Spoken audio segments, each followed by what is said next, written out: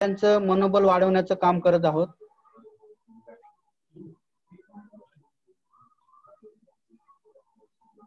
आजचे वक्ते आहेत Shrikant Dalvi sir, advocate Shrikant Dalvi, senior advocate. आणि आजचा विषय आहे इच्छापत्र, द विल. या विषयावर सर आपल्याला माहिती देतील. सर्व अधिकारी कर्मचाऱ्यांना विनंती करतो की आपण आपले माईक अनम्यूट करायचे आहेत.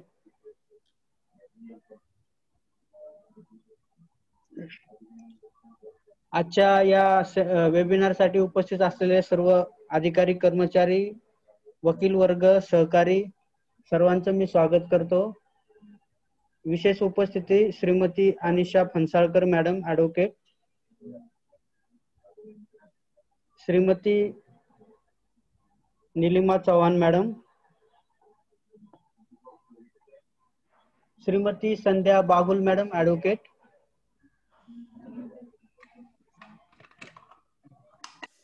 यांचं सर्वांचं स्वागत. पुढील थोड्याच वेळात आपला कार्यक्रम सुरू होत आहे. शिंदे साहेब आपला माईक अनम्यूट करा. राज्य सरकारी मध्यवर्ती कर्मचारी संघटना पुणे जिल्हा अध्यक्ष श्री मारुती शिंदे साहेब.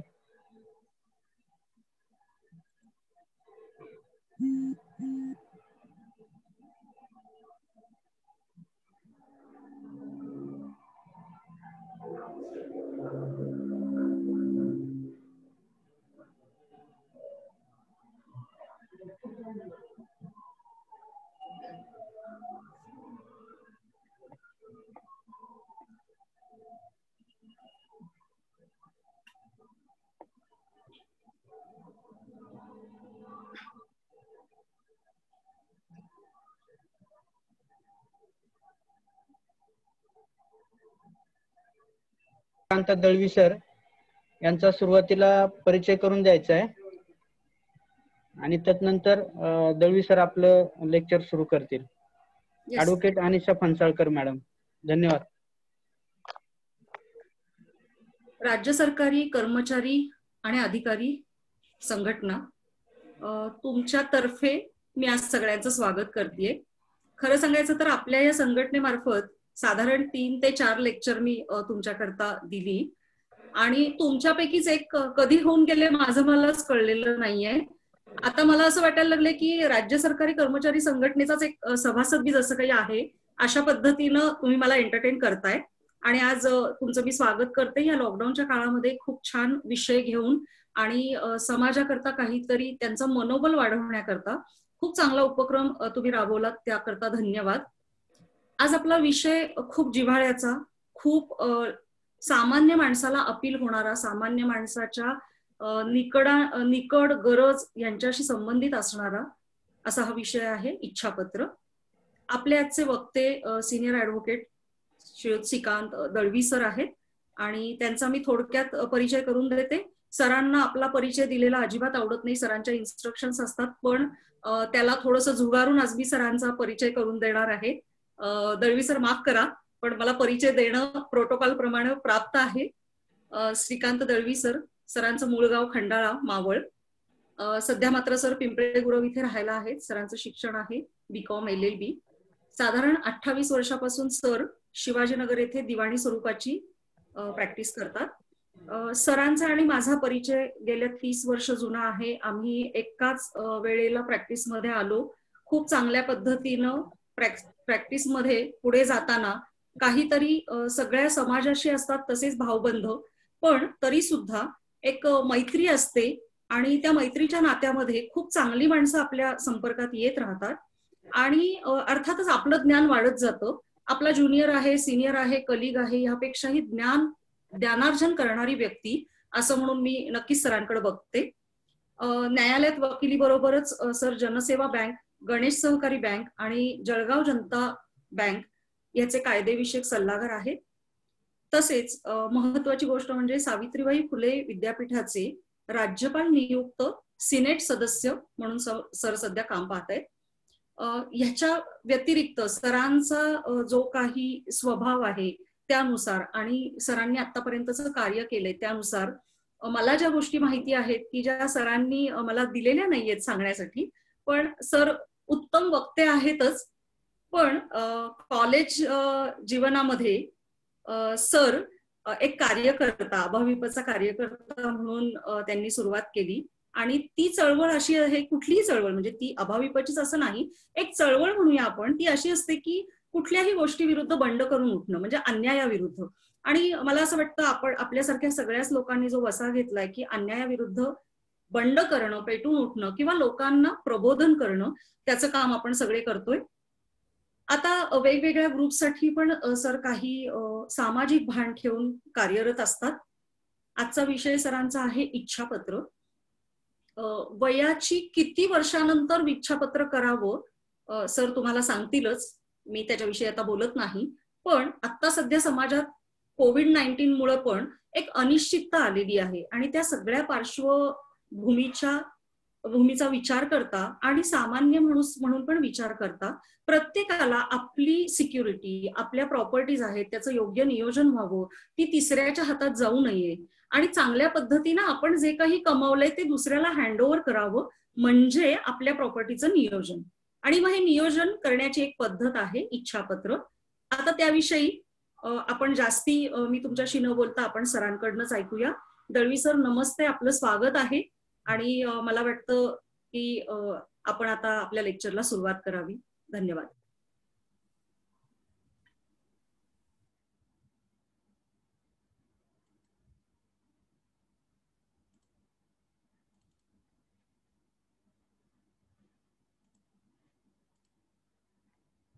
नमस्कार.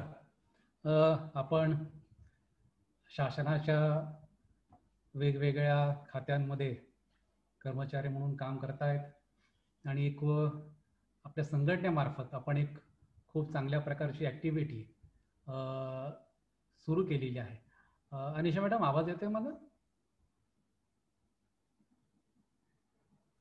येतोय सर, आपला आवाज येतोय, बोला सर आपण.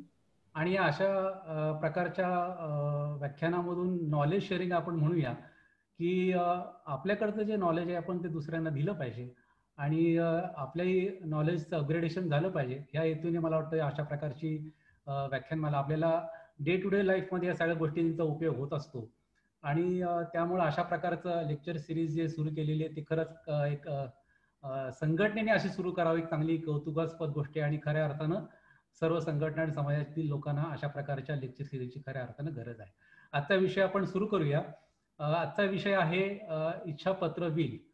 आपण बऱ्याच जणांनी ऐकलं असेल की आपण कुणीतरी विल केलेलं आहे, इच्छापत्र केलेले, असं ऐकून माहिती असेल, आपलं वाचनामध्ये आलेलं असेल.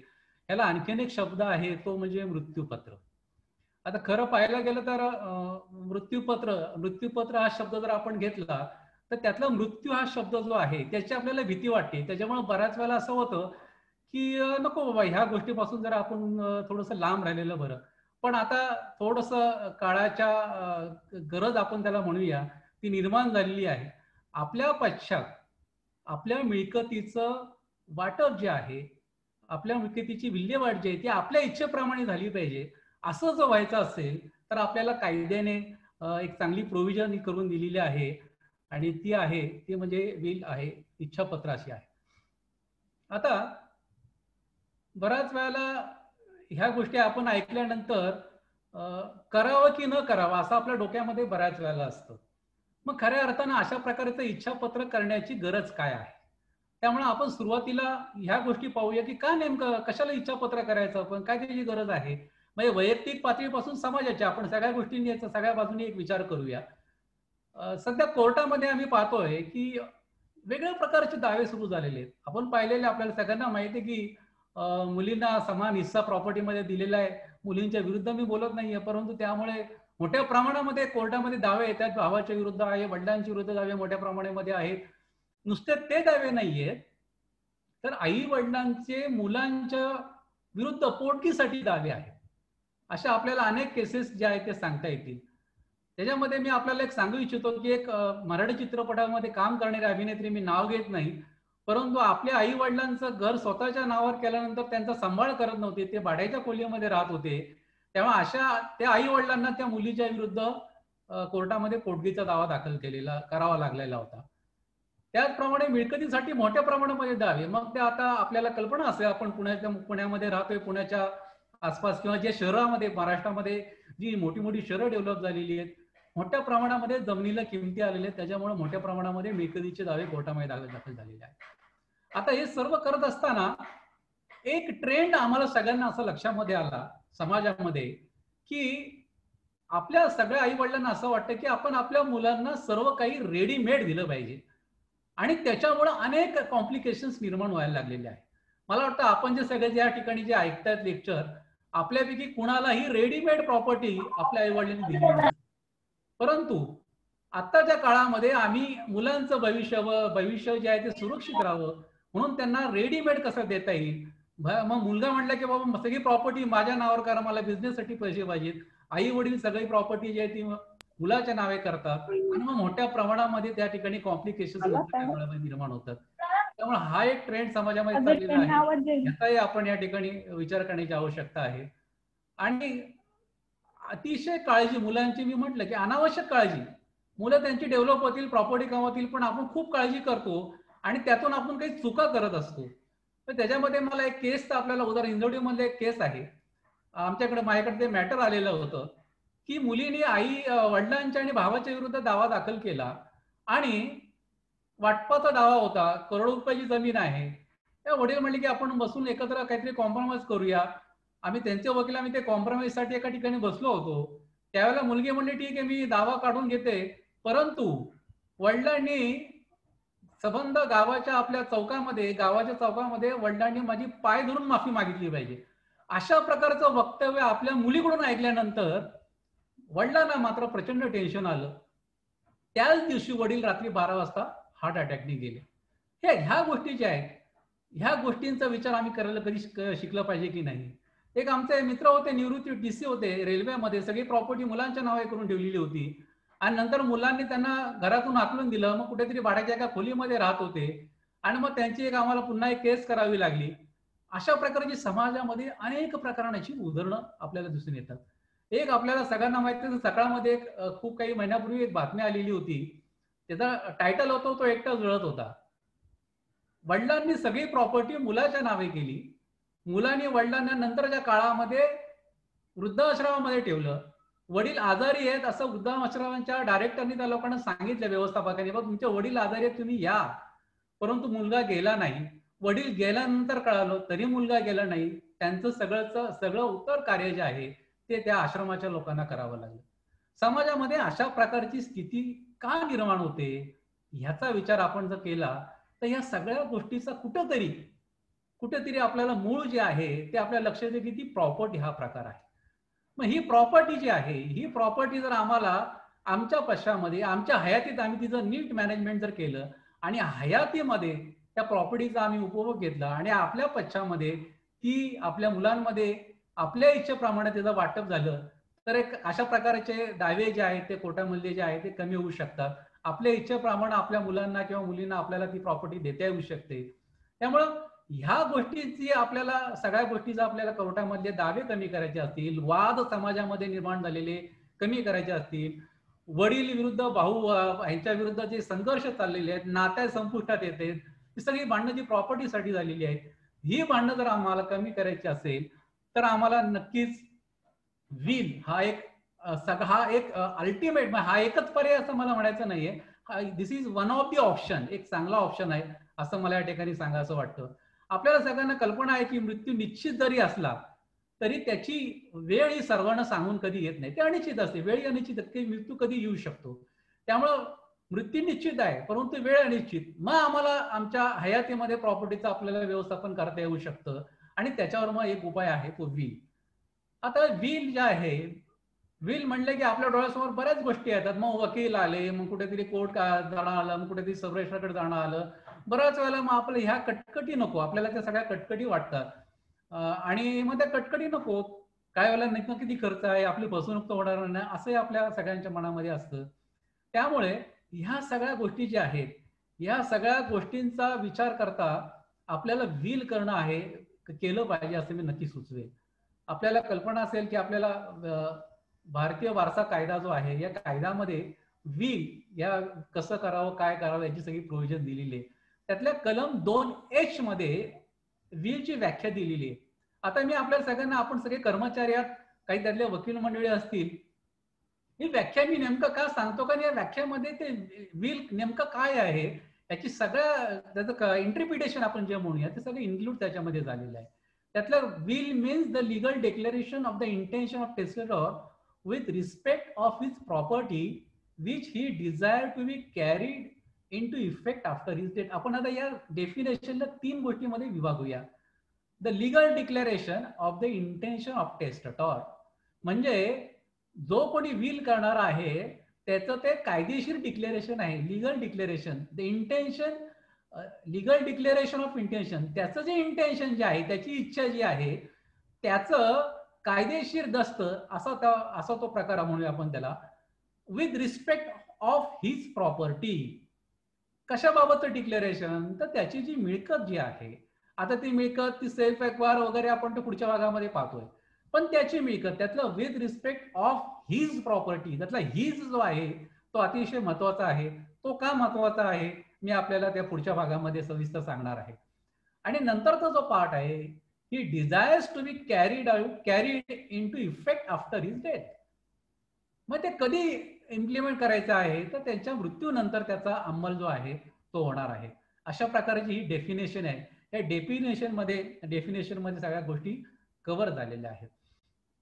थोडक्यात मी आपल्याला सांगेल की मग हे व्हील जे आहे ते व्हीलचे प्रकार किती आहेत. एक 2 साधारणतः प्रकार आहेत. आपल्याला जे ऍप्लिकेबल जे आहे ते आहे अनप्रिव्हिलेज व्हील जे आहे तर ते आपल्याला ऍप्लिकेबल आहे. भारतीय वारसा कायदा कलम 63 मध्ये नोकरीवर रुजू असणारे सैनिक ह्याच्या व्यतिरिक्त अन्य व्यक्तीने केलेली, म्हणजे जे कोणी डिफेन्समध्ये आहेत, नेव्हीमध्ये आहेत, जे ऑन ड्युटी आहेत, त्यांच्या व्यतिरिक्त जे आपण बाकी सगळे सर्वसामान्य नागरिक आहोत, अशा नागरिकांनी केलेले व्हील जे आहे त्याला अनप्रिव्हिलेज व्हील असं म्हणतात. आता याला अनप्रिव्हिलेज आणि प्रिव्हिलेज असे शब्द काय वापरले ते मी आपल्याला नंतरच्या ओघामध्ये काही मुद्द्यांमध्ये सांगणार आहे. कलम 65 मध्ये प्रिव्हिलेज व्हील, जे डिफेन्समध्ये लोक आहेत त्या सगळ्यांचा किंवा एअरफोर्स मध्ये आहेत, नोकरीवर आहेत, असे जे सैनिक आहेत, असे सैनिक जे व्हील करतात त्याला प्रिव्हिलेज व्हील म्हणतात. त्यांना काही प्रिव्हिलेज त्याच्यामध्ये दिलेले आहेत जे अनप्रिव्हिलेज व्हील मध्ये नाहीयेत. साधारणतः ढोबळ मानाने अशा प्रकारचे 2 प्रकार व्हील मध्ये असल्याचे आपल्या सगळ्यांच्या लक्षामध्ये येईल. यानंतर जे आहे ते आपल्याला भारतीय वारसा कायदा कलम 59 प्रमाणे व्हील कोण करू शकतं. आपल्याला बऱ्याच वेळेला डोक्यामध्ये असं येते की बाबा नेमकं कुणी व्हील केलं पाहिजे. मगाशी मॅडम आपल्या बोलण्यामध्ये म्हणाल्या की व्हील कुणी केलं पाहिजे, मी कोणत्या वयामध्ये व्हील केलं पाहिजे. बऱ्याच वेळा आपल्याला अशा प्रकारचं आपल्या डोक्यामध्ये येत असतं, आपल्याला अनेक काही लोक सांगत असतात. त्यामुळे व्हील कोण करू शकतं, कलम 59 मध्ये व्हील कोण करू शकतं ह्याची एक व्याख्या केलेली आहे, याची माहिती दिलेली आहे. आणि कधी करू शकतं. सज्ञान व्यक्ती, आपण सगळेजण कर्मचाऱ्यात आपल्याला कल्पना असेल की सज्ञान व्यक्ती ज्याचा 18 वर्ष पूर्ण आहे असा जो व्यक्ती आहे, अशा व्यक्तीला व्हील करण्याचा कायदेशीर अधिकार मिळालेला आहे. आता कोणत्या वयाची सज्ञान व्यक्ती व्हील करू शकते. बऱ्याच वेळेला असं आपल्या सगळ्यांच्या काही डोक्यांमध्ये असतं. माझेही काही मित्र आहेत, त्यांच्याही असे काही कल्पना असतात. व्हील म्हणजे ठीक आहे, अजून आपली 60 आहे, यायची आहे, आपण जेव्हा 60च्या जवळ आसपास येऊ त्यावेळेला आपण व्हील वगैरे इच्छापत्र याचा आपण काहीतरी विचार करू. आता विचार करायची गरज नाही, असं काही नाही. मी आपल्याला कल्पना देईन, माझे काही अशिले की ज्यांचे वय आज रोजी 46-47 ते ज्यांची प्रॉपर्टी जवळपास 15-16 कोटीच्या आसपास आहे, त्यांनी सुद्धा वयाच्या 44-45 वर्षी व्हील केलेला आहे. त्यामुळे त्याला वयाचं कुठलं बंधन नाहीये. तुम्ही वयाच्या 25व्या वर्षी करू शकता, 20व्या 18 वर्ष कंप्लीट झाल्यानंतर आपण व्हील करू शकतो. त्यानंतर दुसरी एक त्याच्यामध्ये कंडिशन आहे, ते म्हणजे की व्हील करणारा हा साऊंड माइंड असला पाहिजे, शहाणा असला पाहिजे. आता शहाणा असला पाहिजे म्हणजे काय झालं की तो वेडा असू नये, तो अनसाऊंड माइंड असू नये. मग शहाण्या माणसालाच व्हील करता येतं. आता असं का बरं टाकलेलं आहे, कारण व्हील करताना आपण काय करतो हे ज्याला कळतं त्याला आपण साऊंड माइंड म्हणतो. आणि म्हणून साऊंड माइंड माणसांनीच त्यांनाच फक्त व्हील करण्याचा अधिकार दिलेला आहे. मग आपण त्याला म्हटलेलं की साऊंड माइंड म्हणजे नेमकं काय, ते फिजिकली अँड मेंटली साऊंड. काही वेळेला कसं असतं की मेंटली अनसाऊंड आहे, फिजिकली चांगलं आहे, काही वेळेला फिजिकली जे अनफिट आहे, फिजिकली साऊंड नाहीये, कुठे ती ब्रेनचा प्रॉब्लेम झालेला आहे, त्याच्यामुळं काय चाललेलं आहे, काय लिहितोय, कशावर मी सही करतोय याचं काही भान नसतं, काही कळत नाही. त्याच्यामुळे अशा व्यक्तींना विल करता येत नाही. त्याच्यामुळे फिजिकली आणि मेंटली साऊंड जे व्यक्ती आहेत अशांनाच फक्त विल करण्याचा अधिकार आहे. बऱ्याच वेळेला आपल्याला कल्पना असेल की की आंधळी लोक जे आहेत, ज्यांना दिसत नाही, ब्लाइंड आहे, मुके आहे, बहिरे आहेत, अशा व्यक्ती विल करू शकता का? तर उत्तर हो असंच आहे. त्यांना देखील विल करण्याचा अधिकार आहे. फक्त त्याच्यामध्ये एक कंडिशन अशी आहे की त्या लोकांना ते आपण काय करतोय हे जर कळत असेल तर अशा जे आंधळे आहेत, मुके आहेत, बहिरे आहेत, अशा व्यक्तींना देखील विल करता येतं. त्याच्यामध्ये पंजाब आणि हरियाणा कोर्टाचं एक चांगलं जजमेंट त्याच्यामध्ये आहे आणि त्याच्यामध्ये त्यांनी सांगितलेले की अशा प्रकारच्या व्यक्ती ज्या आहेत, ज्या आंधळे, मुके, बहिरे आहेत, अशा लोकांना तुम्ही डिप्राईव्ह करू शकत नाही. टू एक्झिक्यूट अ विल, या राईट पासून त्यांना डिप्राईव्ह करता येत नाही. त्यांना त्यांचा अधिकार जो आहे त्यांना इम्प्लिमेंट करता येतो. अशा प्रकारचं एक चांगलं जजमेंट या अशा फिजिकली ज्या अशा प्रकारचे ब्लाइंड आहेत, डम जे आहेत, अशा लोकांसाठीचा अधिकार जो आहे त्याबाबतचं भाष्य या जजमेंटमध्ये केलेलं आहे. पुढे आपण जाऊया की विल आम्हाला जर करायचा असेल तर आपल्या भारतीय वारसा कायद्याप्रमाणे त्याच्यात कलम 63C हा अतिशय एक महत्वाचा कलम आहे. आता एक कलम मी आपल्याला काय सांगतो की कधीतरी आपल्याला माहिती असावी, आपल्याला काही आपण त्यातले काही वकील मंडळी आहेत त्यांनाही ते कळावं. आणि ह्या कलमाने आपल्याला अधिकार त्यातल्या काही गोष्टी दिलेल्या आहेत की विल जे आहे त्याला साक्षीदार असले पाहिजेत का. आता ह्या कलमामध्ये त्यांनी सांगितलेले की येस, विल साठी 2 साक्षीदारांची गरज आहे, किमान 2 साक्षीदार पाहिजे. किमान हा शब्द महत्वाचा आहे. तुम्ही म्हटले की आम्ही विल करायचं आम्ही एकच साक्षीदार घेऊ, चालणार नाही. Minimum 2 witnesses required. त्यामुळे विल करायचं असेल तर आपल्याला 2 साक्षीदार पाहिजे.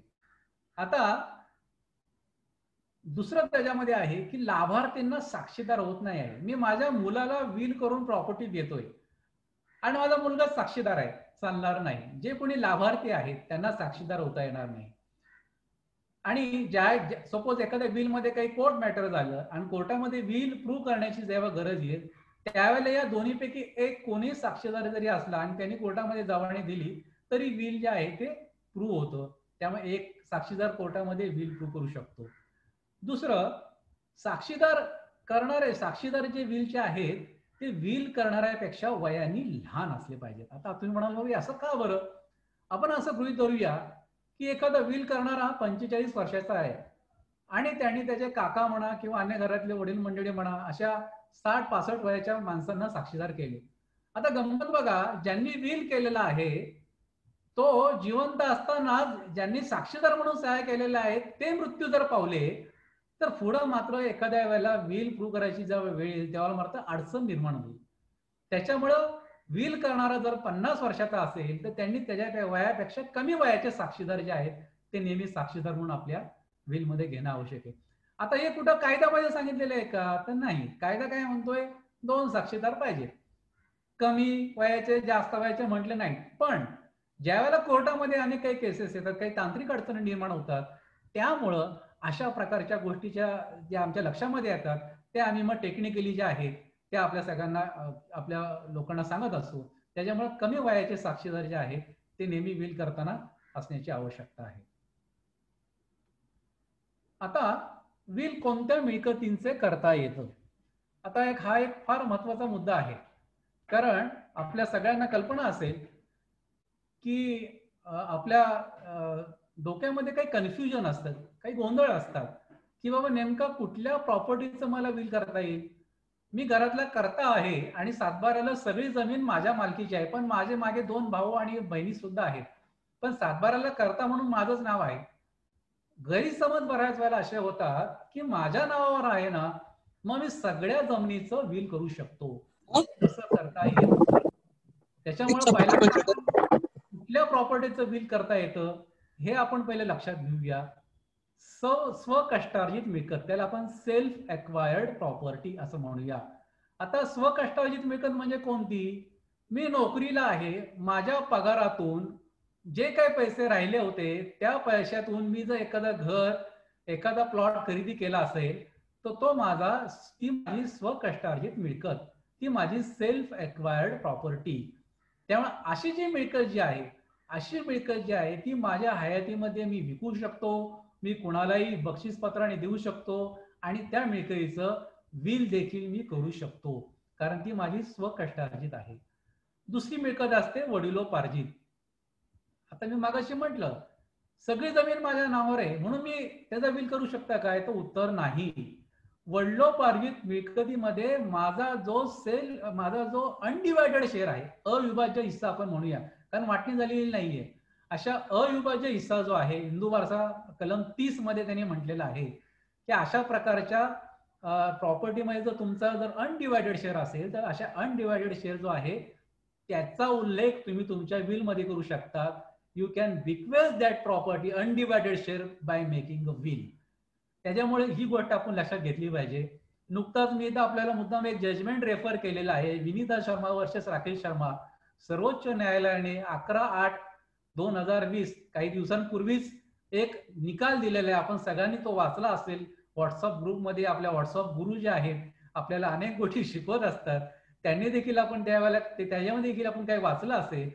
तर ह्या सर्वोच्च न्यायालयाने सांगितलं की आतापर्यंत जसा मुलाला सेक्शन 30 प्रमाणे अधिकार होता की त्याची अनडिवायडेड शेअर जो आहे, अविभाज्य हिस्सा आहे, तो विलनी कुणालाही देऊ शकतो, तोच अधिकार आता मुलीला देखील मिळालेला आहे. थोडक्यात त्या जजमेंटचा मी सार असा सांगेल की जे अधिकार आज रोजी मुलाला आहेत ते अधिकार आज रोजी, म्हणजे त्यांनी काही कंडिशन्स त्याच्यामध्ये आहेत. 9/9/2005 ला ती अमेंडमेंट आलेली आहे. 2004 पूर्वीचं जर काही प्रॉपर्टी अस्तित्वात असतील तर अशा प्रॉपर्टीमध्ये मुलीला समान हिस्सा मिळालेला आहे. आपला विषयाकडे आपण येऊया, विल या विषयाकडे. अशा प्रकारच्या प्रॉपर्टीमध्ये जर त्या मुलीचा अनडिवायडेड शेअर असेल, अविभाज्य शेअर असेल, तर तिला तो she can bequeath that undivided share by making a will that is given under section 30 of Hindu succession act. दुसरं, घर, फ्लॅट अशा प्रकारच्या स्थावर मिळकती ज्या आहेत, मी म्हटलंय की जिथं आपल्या सेल्फ एक्वायर आहे ते आपण विलनी देऊ शकतो. आपले काही याच्या व्यतिरिक्त आपण त्याला मुव्हेबल प्रॉपर्टी म्हणूया, ज्याच्यामध्ये दागिने येतात, शेअर्स येतात, ठेवी येतात, आपल्या बँकातली रोख रक्कम असते. आपण विल करताना ज्या वेळेला इन्स्ट्रक्शन एखाद्या वकिलाला देत असतो त्यावेळेला या सगळ्या प्रकारच्या इमूव्हेबल प्रॉपर्टीज, मुव्हेबल प्रॉपर्टीज याचा उल्लेख आपल्या विल मध्ये असणं आवश्यक आहे, जेणेकरून एखादं प्रॉपर्टी राहिली तर ती नंतर कशी ऍड करता येते ते मी आपल्याला सांगेल, परंतु प्रायोरिटीने या सगळ्या मिळकतींचा उल्लेख त्या विल मध्ये असणं आवश्यक आहे.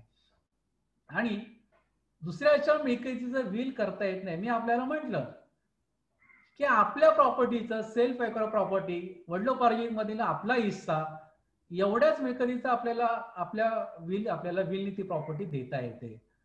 पण मी जर म्हटलं की बाबा शनिवारवाडा आहे, मला द्यायचंय तुम्हाला विल, देता येणार नाही, दुसऱ्याच्या प्रॉपर्टीचं विल करता येणार नाही, आपल्याच प्रॉपर्टीचं आपल्याला विल करावं लागेल. आपल्याला कल्पना असेल, आपण वाचलेली असेल, सकाळमध्ये बातमी आली असेल, एक शेतकरी होता, त्यांनी विल करून, जसं अवयव दान करता येतं, फॉर्म भरले की करता येतं, त्यांनी विल केलं आणि माझ्यानंतर माझे अवयव शरीराचे जे आहे ते अमुक अमुक हॉस्पिटलला मिळावेत अशा प्रकारचं विल करून त्यांनी ते अवयवदान केलेलं आहे. दुसरं एक त्याच्यामध्ये भारतीय वारसा कायदा जो आहे त्याच्यामध्ये कलम 60 जे आहे त्याच्यामध्ये आणखीन एक चांगली तरतूद आहे की ती म्हणजे आज्ञा मुलांसाठी गार्डियनची नेमणूक वडील करू शकतात. वडील आहेत पण आजारी आहेत, दुसरं कोणी नाही मुलाला सांभाळायला, अशा परिस्थितीमध्ये विल जे आहे ती विल वडील करू शकतात आणि गार्डियनची नेमणूक देखील सेक्शन 60 प्रमाणे त्या ठिकाणी आपल्याला विलनी करता येते. त्यामुळे या सगळ्या बाबतचं विल जे आहे ते आपल्याला कायद्याने करता येतं. आता आपल्या आणखीन एक आपल्याला बऱ्याच वेळेला बोलण्यामध्ये सगळ्यांच्या येतं की विल साठी मग स्टॅम्प ड्युटी किती लागते हो, तिथे काही नोंदणी फी वगैरे काही प्रकार आहे का?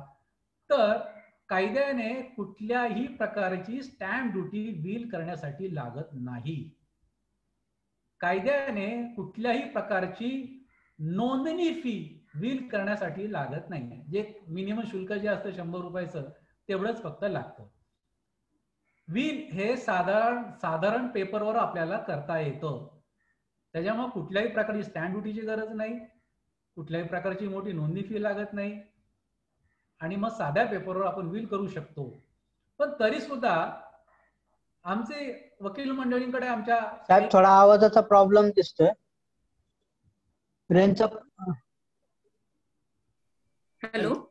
हा सर. रेंजचा प्रॉब्लेम आहे का काही? नाही सर, मला तर आवाज येतोय व्यवस्थित. येतोय आवाज येतोय. आवाज येतोय ना मला? हो येतोय. Okay yes. ओके. अशा प्रकारे आम्ही त्यांना स्टॅम्प पेपर घेण्यासाठी सजेस्ट करतो. मग आता 100 रुपयाचा आपला किमान स्टॅम्प पेपर घ्यायचा आणि त्याच्यावर व्हील करायचं. तुम्ही म्हणताल की बाबा कायदा सांगतो स्टॅम्प पेपर नको, मग तुम्हाला काय झालं स्टॅम्प, तुम्ही आम्हाला स्टॅम्प पेपर घ्यायला सांगता का? त्याचं कारण त्याच्या मागचं असं आहे की ज्या वेळेला तुम्ही स्टॅम्प पेपर घेता त्यावेळेला त्या स्टॅम्प पेपरवर तुमचं नाव येतं. ते नाव आल्यानंतर तुम्ही ते स्टॅम्प पेपरवर टाईप केलं जातं, मग ते नोटराईज करता किंवा रजिस्टर करता. ज्या वेळेला अशा व्हीलचा कुठं कोर्टामध्ये वाद निर्माण होतो त्यावेळेला तुम्ही सांगू शकता की व्हील करणारे जे आहे त्याचं इंटेन्शन खरंच व्हील करण्याचं होतं, कारण त्यांनी त्याच्या नावाचा स्टॅम्प पेपर स्वतःहून आणलेला होता. त्यामुळे ह्याचा एक उपयोग जो आहे तो पुढं मागं त्या त्याच्यामध्ये काही कोर्ट मॅटर निर्माण झालं तर त्याच्यामध्ये वकिलांना या गोष्टींचा उपयोग करून घेता येतो. म्हणून शक्यतो आम्ही लोकांना सजेस्ट करत असतो की बाबा 100 रुपयाचा स्टॅम्प पेपर आपण घेऊया आणि मग त्याच्यावर आपण व्हील करू शकतो. परंतु कायद्याने अशा प्रकारची कुठलीही स्टॅम्प ड्युटी नाही. दुसरं त्याच्यामध्ये आहे की व्हीलसाठी डॉक्टर सर्टिफिकेट आवश्यक आहे का? आपल्याला कल्पना असेल, आपण मागाच्या आधीच्या मुद्द्यांमध्ये पाहिलं की साऊंड माइंड असला पाहिजे. मग साऊंड माइंड असला पाहिजे हे आपण त्या व्हीलमध्ये म्हणतो की माझी आज रोजी प्रकृती ठणठणीत आहे. पण मग ती ठणठणीत आहे त्याला सपोर्ट करण्यासाठी आपण काय सांगतो की त्या दिवशी तुम्ही डॉक्टरचं सर्टिफिकेट आणा. त्या सर्टिफिकेटमध्ये नमूद करा, डॉक्टरांना सांगतो आपण की जे व्हील करणारे आहेत ते मेंटली आणि फिजिकली साऊंड माइंड आहेत, त्यांची मानसिक आणि शारीरिक स्थिती उत्तम आहे. अशा प्रकारचं सर्टिफिकेट जे आहे ते आपण त्या व्हीलला शेवटच्या पानावर लावतो, जेणेकरून व्हील करणारा साऊंड माइंड आहे. पुढे पुन्हा मी सांगतो की कोर्ट मॅटर झालं की याचा खूप चांगला उपयोग आपल्याला त्याच्यामध्ये होतो. कोणी त्याच्यामध्ये जर आरोप केले की बाबा आजारी असताना करून घेतलेले आहे तर त्या सर्टिफिकेटचा आपल्याला त्या ठिकाणी उपयोग होतो. पण मग व्हील करणं कायदेशीर आहे का, मग कायद्याने बंधनकारक आहे? तर उत्तर नाही. अशा प्रकारचं सर्टिफिकेट घेणं बंधनकारक नाही. पुन्हा त्यातल्या टेक्निकल गोष्टींसाठी आपलं व्हील त्याच्यामध्ये सर्टिफिकेट घेणं हे कधीही चांगलं असतं. नोंदणीकृत व्हील करायचे असल्यास सब रजिस्ट्रार मागतात. आपण सब रजिस्ट्रार गेलो तर सब रजिस्ट्रारची जबाबदारी असते. ते गेले तर व्हील करणाऱ्याला विचारतात, वयस्कर जर असेल तुमचं वय काय, तुम्हाला यात काय लिहिलं कळतं का, सही अंगठा तुमचाच आहे का? आणि त्यांच्या असं लक्षामध्ये आलं की बाबा हा उत्तर नीट देत नाही तर ते रिफ्यूज करतात. त्याच्यामुळं सब रजिस्ट्रार हल्ली काय करतात की ती जबाबदारी नको म्हणून मग काय करा, तुम्ही तुमचं सर्टिफिकेट लावा. आणि ते इन्सिस्ट करतात, कायद्याने जरी बंधनकारक नसलं तरी इन्सिस्ट करतात तुम्ही सर्टिफिकेट लावा. आपल्याही दृष्टीने ते चांगलं असतं. त्यामध्ये सर्टिफिकेट आपण व्हील करताना जर लावलं तर पुढे आपल्याला त्याचा भविष्य काळामध्ये त्याचा उपयोग होऊ शकतो. हे छोट्या छोट्या गोष्टी आहेत, तांत्रिक गोष्टी आहेत, पण याचा आपण नीट विचार केला आणि आपण ते टिपून घेतलं तर त्याचा आपल्याला व्हील करताना त्याचा चांगला उपयोग होऊ शकतो. पुढचा मुद्दा, व्हील रजिस्टर करणे आवश्यक आहे का? ह्याच्यामध्ये बऱ्याच जणांचं कन्फ्युजनही समोर येतं किंवा रजिस्टर केलं पाहिजे, रजिस्टर केलं तर मग चांगला फायदा होईल, नाही केलं तर मग तोटा होतो का? तर त्या सगळ्या गोष्टी आहेत ते त्या त्या वेळेच्या त्या सर्कमस्टन्सेसवर डिपेंड असतात. आता व्हील कायद्याने रजिस्टर करणं बंधनकारक आहे, तर उत्तर नाही. म्हणजे कायद्याने व्हील रजिस्टर केलं पाहिजे का, तर त्याची गरज नाही. व्हील करायची, रजिस्टर करायची गरज नाही. म्हणजे रजिस्ट्रेशन ऍक्ट आपला जो आहे त्याच्या कलम 18E मध्ये व्हील रजिस्टर करणे बंधनकारक नाही असं स्पेसिफिक लिहिलेलं आहे. ऑप्शन दिलेले आहेत की कुठले डॉक्युमेंट जे आहेत त्यांना रजिस्ट्रेशन करायची गरज नाही. त्याच्यामध्ये व्हील जे आहे ते ई मध्ये त्यांनी दिलेले आहे की व्हील जे आहे त्याचं सुद्धा ते रजिस्ट्रेशन करणे गरजेचं नाही. पण मग पुढे कोर्टामध्ये कुठल्याही प्रकारचे वाद झाले तर ते व्हील खोटे आहे हे साबित करणं त्याच्यामध्ये अवघड असतं. आणि म्हणून आपण काय केलं पाहिजे, तर व्हील जे आहे ते नेहमी रजिस्टर केलं पाहिजे. रजिस्टर केलं की त्याचं ऑथेंटिकेशन येतं आणि कोर्टामध्ये ते खोटं आहे असं प्रूव्ह करणं अवघड जातं. म्हणून प्रिकॉशन म्हणून आपण रजिस्ट्रेशन करणं हे कधीही चांगलं असतं, कारण कोर्टामधल्या वेगळ्या प्रकारच्या केसेस आम्ही पाहतो, त्या आधारे आम्ही सजेशन्स लोकांना देत असतो. विल करण्याचा हेतू त्याच्यामुळे सिद्ध होतो.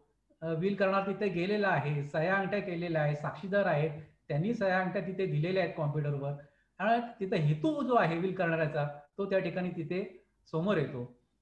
विल नोटराइज करता येतं. नोटरी ऍक्टच्या कलम 8(1)E मध्ये त्यांनी दिलेलं आहे की कुठल्याही प्रकारचे डॉक्युमेंट जे आहेत ते व्हेरीफाय करायचे असतील, त्याच्यानंतर त्याचे ऑथेंटिकेशन जे आहे ते डॉक्युमेंट जे आहेत ते तुम्ही करू शकता, त्याचं व्हेरिफिकेशन करू शकता, ऑथेंटिकेशन त्याचं करू शकता.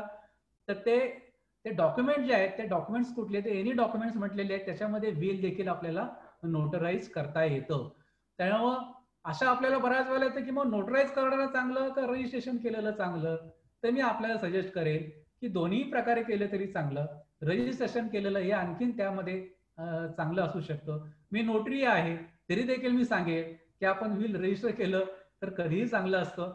त्याचे अनेक बेनिफिट्स पुढच्या काळामध्ये आपल्याला भविष्यामध्ये मिळू शकतात. या दोन्हींची कंपॅरिझन मी नंतरच्या थोड्या मुद्द्यांमध्ये करणार आहे की रजिस्टर विल आणि नोटरी विल जे आहे याच्यामध्ये. आता विल रजिस्टर करण्यासाठी काय काय लागतं, मी मुद्दाम छोट्या छोट्या गोष्टी सांगलेल्या, कायद्याचा भाग बाजूला ठेवून आपल्या सगळ्यांना त्या गोष्टी बारीक बारीक त्यातले बारकावे कळावेत यासाठी मी आपल्याला हे सगळं त्यातले पीपीटी मध्ये सांगतोय की नेमकं काय काय आपल्याला लागतं. तर विलचा ड्राफ्ट जो आहे तो लेजर पेपरवर पाठोपाठ टाईप केला पाहिजे. मला विल रजिस्टर करायचंय, वकिलांकडे गेलो तर वकील त्यांच्या पद्धतीने ते करणारच, त्यांना माहिती आहे काय करायचं आहे. पण मला करायचं असेल वकिलांकडनं जाता तर मग मी काय केलं पाहिजे, तर मग विल जे आहे त्याचा ड्राफ्ट जो आहे तो लेजर पेपरवर पाठपोट टाईप करावा लागतो. This is the requirement of register office. त्याच्यामुळे ते आपल्याला करावं लागतं. डाटा एंट्री त्याची घ्यावी लागते. त्याच्यासाठी एक चलन असतं नोंदणीचं आणि पेजेसचं एक चलन असतं, त्याला डीएससी चलन म्हणतो, ते आपल्याला ऑनलाईन घ्यावं लागतं.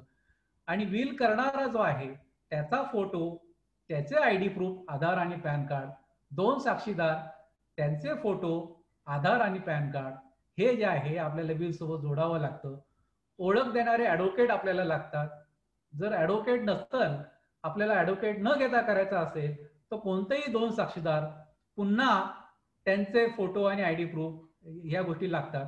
जे 2 साक्षीदार विल करणारे तिथे येतात, विल करणाऱ्यांना जसं तिथे अंगठा द्यावा लागतो, त्याचा फोटो घेतला जातो कॉम्प्युटरवर, त्याच पद्धतीनं त्या ठिकाणी जे साक्षीदार जे असतात त्यांचा देखील कॉम्प्युटरवर फोटो घेतला जातो, त्यांचं देखील थंब इम्प्रेशन जे आहे ते घेतलं जातं. अशा प्रकारे ते विल जर रजिस्टर केलं तर त्याला या सगळ्या सर्कमस्टन्सेसमुळं ते विल जे आहे ते चॅलेंज करणं ते चुकीचं आहे, खोटं आहे, बनावट आहे, अशा पद्धतीचे ॲलिगेशन करणं कोर्टामध्ये जाऊन त्रासदायक असतं. म्हणून ते विल जे आहे ते रजिस्टर करणं हे पुढे जाऊन फायदेशीर असतं. पण ते रजिस्टर केलंच पाहिजे का, तर उत्तर त्याला नाही. ते आपण आपल्या घरी देखील करून ठेवू शकतो सर्वसाधारण पेपरवर. आता विल रजिस्टर करण्यासाठी वकिलाची गरज आहे का. आता तुम्ही म्हणाल तुम्ही वकील आहात आणि तुम्ही असं कसं म्हणता. माझं म्हणण्यापेक्षा त्याच्यामध्ये विल रजिस्टर करण्यासाठी कुठल्याही प्रकारची वकिलांची गरज लागत नाही. मी वकील आहे तरी मी सांगतोय विल रजिस्टर करण्यासाठी वकिलांची गरज लागत नाही. आपण 2 या मागील सांगितलेल्या सगळ्या गोष्टीचा कंप्लायन्स जर आपण केला, 2 साक्षीदार आणि ओळख देणारे जर आपण नेले तर आपल्याला त्या ठिकाणी वकिलांना बरोबर न घेता सब रजिस्टर ऑफिसमध्ये विल रजिस्टर करता येतं. मग वकील नसल्यास 2 ओळखणाऱ्या व्यक्ती त्यांचे आयडी प्रूफ आपण लावले तरी आपल्याला ते करता येतं. पण या सगळ्या याच्यामध्ये काही तांत्रिक चुका राहू नये आणि ज्याचा कोणीतरी गैरफायदा भविष्य काळामध्ये घेऊ नये. आणि म्हणून वकिलांकडून ड्राफ्टिंग करून घेणं आणि नोंदणीची प्रक्रिया वकिलांकडून पूर्ण करून घेतली तर त्यातल्या त्यातले काही टेक्निकल गोष्टींचा विचार वकील मंडळी करत असतात आणि मग वकिलांच्या थ्रू केलेलं ते कधीही चांगलं असतं. पण वकिलांच्या शिवाय देखील आपल्याला करता येऊ शकतं. आता विल कशा प्रकारे करता येतं, म्हणजे विल करायचे नेमकं आपण त्याला पद्धत म्हणूया की नेमकी काय असली पाहिजे, कशा पद्धतीने आपण करू शकतो. पण मी विल केलेलं आहे. विल मध्ये मी मला किती वारस आहे ते सांगितलेलं आहे. मी आज रोजी माझी प्रकृती उत्तम आहे ते सांगितलेलं आहे. मग त्याच्यामध्ये माझ्या वारसांची नावं, जे लाभार्थी त्यांची नावं टाकलेली आहेत. कुठली प्रॉपर्टी कुणाला मिळावी हे मी टाकलेलं आहे. अशा प्रकारे लाभार्थ्यांची नावं टाकून ती प्रॉपर्टीचं वर्णन त्याच्यासमोर टाकून आपल्याला विल करता येतं. दुसरं, उदाहरणार्थ माझा डेक्कन जिमखान्यामधला अमुक एक अपार्टमेंट मधला फ्लॅट माझा दुसरा मुलगा नामे अमुक अमुक याला मी या विलनी देत आहे, अशा पद्धतीने तुम्ही करू शकता. तिसरं की माझ्या एक्झिक्युटर नेमणे, की माझी प्रॉपर्टी आहे, मला 4 मुलं आहेत, तर माझ्यानंतर माझ्या या प्रॉपर्टीची व्यवस्थित कायदेशीर विल्हेवाट लावली जावी ह्याच्यासाठी मी अमुक अमुक व्यक्ती जे माझे मित्र आहेत त्यांना एक्झिक्युटर म्हणून नेमत आहे. त्यांनी माझ्यानंतर या प्रॉपर्टीचं माझ्या वारसांमध्ये समान हिस्साने वाटप करावं. तेव्हा अशा पद्धतीने देखील आपण एक्झिक्युटर नेमून विल करू शकतो. आता भारतीय वारसा कायदा कलम 276 मध्ये आपण जर एक्झिक्युटर जर नेमला असेल तर आपल्याला प्रोबेट घ्यावं लागतं. प्रोबेट बेसिकली जे आहे त्या मेट्रो सिटीमध्ये असतं. मुंबई, चेन्नई, दिल्ली, कलकत्ता, मुंबई, चेन्नई, कलकत्ता मेट्रो सिटीमध्ये जे आहे त्याच्यामध्ये आपल्याला प्रोबेट मागितलं जातं. त्यामुळे एक्झिक्युटर नेमला असेल तर आपल्याला प्रोबेट घ्यावं लागतं. काही वेळेला काही ठिकाणी इन्सिस्ट करतात की नाही प्रोबेट आम्हाला पाहिजे, त्यावेळेला आपल्याला प्रोबेट देखील घेता येतं. त्यानंतर जे आहे कलम 278 प्रमाणे आपल्याला लेटर ऑफ ऍडमिशन घ्यावं लागतं. म्हणजे कधी घ्यावं लागतं की जर एक्झिक्युटर अपॉइंट केलेला नाहीये तर त्यावेळेला मात्र कोर्टात जायची, आपल्याला एखाद्या बँकेने सांगितलं की नाही आम्हाला जे आहे ते कोर्टाकडून तुम्ही त्याचं लेटर ऑफ ऍडमिशन आणून द्या, तर अशा वेळेला आपल्याला कोर्टामध्ये जाऊन जे लाभार्थी आहेत त्यांना त्या ठिकाणी लेटर ऑफ ऍडमिनिस्ट्रेशन जे आहे ते कोर्टामध्ये अर्ज करून जे आहे ते मागता येतं. आता याच्यामध्ये आणखीन एक मी फक्त आपला तो भाग नाही आहे पण तरी सांगतो की एखाद्याला त्या ठिकाणी एक्झिक्युटिव्ह म्हणून अपॉइंट केलेले आहे, त्याचं काम आहे की कोर्टात जाणं, प्रोबेट घेणं आणि मग ती प्रॉपर्टी वारसांना देणं. तसं जर त्यांनी केलं नाही तर म्हणजे लाभार्थी जे आहेत त्यांना देखील कोर्टामध्ये लेटर ऑफ ऍडमिनिस्ट्रेशनसाठी अर्ज करता येतो आणि त्या ठिकाणची जी प्रॉपर्टी जी आहे ती त्या प्रॉपर्टीच्या संदर्भातलं सर्टिफिकेट जे आहे ते घेता येतं. पुढे भारतीय वारसा कायदा कलम 62 मध्ये एक प्रोव्हिजन आपल्याला दिलेली आहे. ती प्रोव्हिजन काय आहे की आपण विल केलेले, विल सपोज मी वयाच्या 40व्या वर्षी केलं, पण मला असं वाटतं की 5 वर्षानंतर मला आता आणखीन एक प्रॉपर्टी ऍड झालेली आहे आणि मला ते विल बदलायचंय किंवा त्याच्यामध्ये आणखीन एक प्रॉपर्टी ऍड करायची किंवा मुलाला दिलेली प्रॉपर्टी जी आहे ते मला मुलीला द्यायची, असं जर मला त्याच्यामध्ये करायचं असेल तर मला ते करता येईल का? तर उत्तर हो असं आहे. कलम 52 मध्ये तशी प्रोव्हिजन दिलेली आहे. आपल्याला ते विल जे आहे त्याच्यामध्ये त्याला आम्ही कोडिसील आपल्या भाषेमध्ये म्हणतो, असं आपल्याला कोडिसील करता येतं आणि पुरवणी आपण त्याला म्हणूया आणि ती प्रॉपर्टी ऍड करता येते किंवा ए ला दिलेली प्रॉपर्टी बी ला देता येते, मुलाला दिलेली नंतर मुलीला देता येते. अशा प्रकारचा बदल करता आपल्याला वेळोवेळी आपल्याला बदल करता येतो. आणि मग त्याला काही लिमिटेशन आहे का? किती वेळा बदल? 5च वेळा करता येतो का? हो 3च वेळा. किती वेळा? There is no limitation. किती वेळा तुम्ही तुमच्या हयातीमध्ये विल मध्ये चेंजेस करू शकता. त्याला आपण कोडिसील म्हणूया. पण मला रद्दच करायचं असेल, मी जे विल केलेलं आहे ते मला रिवोक करायचंय, मला रद्द करायचंय, ते मला कॅन्सल करायचं, तर आपल्याला विल कॅन्सल करता येतं. मग त्याला पद्धत काय? तर त्याला कॅन्सलेशन डीड अशा प्रकारे करायची काही गरज नसते. विल रजिस्टर केलेलं आहे, मग रजिस्टर केलेलं विल जे आहे मला रद्द करायचं, तर त्याला दुसरा पर्याय काय आहे? तर त्याला दुसरा पर्याय असा आहे की आपण दुसरं विल करायचं. मला या गोष्टी आधीच्या विल मध्ये आहेत, मला ते नकोय, ते नको आहेत ना, मग काय केलं पाहिजे? मग दुसरं विल करा आणि त्याच्यामध्ये एक ओळ फक्त टाकावी लागते की ह्या तारखेला मी ह्या पूर्वीचं जे विल केलेलं आहे ते ह्या विलनी रद्द करत आहे. एक ओळ टाकली की आधीचं विल आपोआप रद्द होतं आणि त्याच्यामुळं तुमचं शेवटचं विल जे आहे, शेवटचं विल जे आहे ते कायद्याने ग्राह्य धरल्या जातं. आता बऱ्याच वेळेला असं गंमत असते की पहिलं विल रजिस्टर केलेलं आहे, दुसरं विल जे आहे ते नोटराईज केलेलं आहे. मग आता ज्यांचं रजिस्टर केलेलं आहे ज्याच्यातून ज्याला फायदा मिळणार आहे तो म्हणतो की बाबा माझं रजिस्टर केलेलं आहे ते जास्त कायदेशीर आहे, नोटराईज केलेलं जे आहे दुसऱ्या भावाने केलेलं जे आहे ते बनावट आहे, नोटराईज केलेलं जे आहे ते आम्हाला मान्य आहे, ते कायदेशीर नाही. तर ह्याला उत्तर काय असू शकतं? ह्याला उत्तर असं आहे की पहिलं विल केलेलं जे आहे, विल करणं मुळातच विल रजिस्टर करणं, नोटराईज करणं बंधनकारक नाही. पहिलं मग बंधनकारक काय आहे? तर पहिलं विल केलेलं आहे आणि त्यानंतर दुसरं विल केलं तर पहिलं आपोआप रद्द होतं. मग पहिलं तुम्ही रजिस्टर केलेलं असो, साधं केलेलं असो, नोटराईज केलेलं असो, त्यामुळे पहिलं विल जे आहे ते रजिस्टर केलेलं आहे, दुसरं विल नोटराईज केलेलं आहे, तर दुसरं नोटराईज केलेलं विल हे ग्राह्य धरलं जातं. पहिलं विल त्याच्यामुळे आपोआप रद्द होतं. दुसरं विल तुम्ही फक्त सह्या करून ठेवल्यात, तुमची सही आणि साक्षीदारांची सही, नोटराईज सुद्धा केलं नाही तर ते सुद्धा ग्राह्य धरलं जातं. त्यामुळं रजिस्टर केलेलं आहे त्यामुळे त्याला कायदेशीर व्हॅल्यू आहे, नोटराईज केलेले त्याला व्हॅल्यू नाही. असं या विल म्हणजे रजिस्टर विल वर्सेस नोटराईज विल असं याच्यामध्ये आपल्याला ते करता येत नाही. सेकंड विल केलं की ते जे लास्ट विल आपण त्याला म्हणूया, लास्ट विल जे आहे ते कायद्याने कन्सिडर केलं जातं.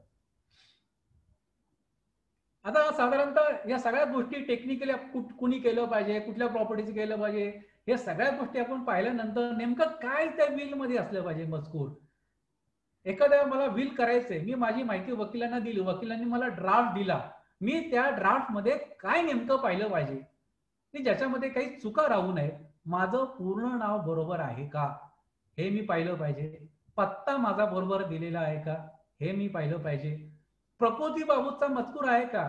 बऱ्याच वेळेला आमच्याकडे वकिलांकडून कॉपी पेस्ट मध्ये बऱ्याच वेळा अशा गडबडी होतात, अपेक्षित नाही पण होतात, शेवटी माणूस आहे, चुका होतच असतात. पण अशा प्रकारे प्रकृतीबाबत एखादी लाईन जी आहे किंवा आज रोजी माझी प्रकृती उत्तम आहे ही एक ओळ जर नसेल तर पुढे जाऊन त्याचे बरेच कॉम्प्लिकेशन्स निर्माण होऊ शकतात. कोर्टामध्ये चॅलेंज झालं तर खूप काही अडचणी निर्माण होऊ शकतात. त्यामुळे ती ओळ जी आहे की आज रोजी माझी प्रकृती उत्तम आहे ही ओळ टाकलेली आहे की नाही, आज स्थिती माझी उत्तम आहे, प्रकृती ठणठणीत आहे हे त्याच्यामध्ये असलं पाहिजे. मला जी वारस जी आहेत, 2 मुलं 2 मुली यांची सगळी माहिती, पूर्ण नाव, मुली आहेत त्यांचं लग्न झालेलं आहे, त्यांचे लग्न झाल्यानंतरचं नाव हे मी टाकले की नाही. बऱ्याच वेळेला आम्ही काय करतो, मला एक मुलाला द्यायचंच नाहीये त्यामुळे मी फक्त काय करतो, फक्त मुलींचीच नाव टाकतो. असं करायचं नसतं.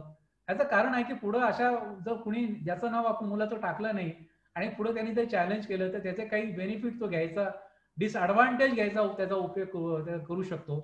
त्याच्यामुळं अशा प्रकारे आपल्याला किती मुलं आहेत, भले मला एकाच मुलीला द्यायची, मला 4 मुलं 1 मुलगी आहे, सगळी प्रॉपर्टी मला एकाच मुलीला द्यायची, 4 मुलांना काहीच द्यायचं नाहीये, पण नावं त्यांची त्याच्यामध्ये आली पाहिजेत. मला आज रोजी 5 अपत्य आहेत, 4 मुलं, नावं, 1 मुलगी, नाव, 4ही मुलं सुस्थितीत आहेत, माझी सगळी मिळकत माझ्या नंतर माझ्या मुलीलाच मिळावी असा त्याच्यामध्ये स्पष्ट उल्लेख जो आहे तो असण्याची गरज आहे.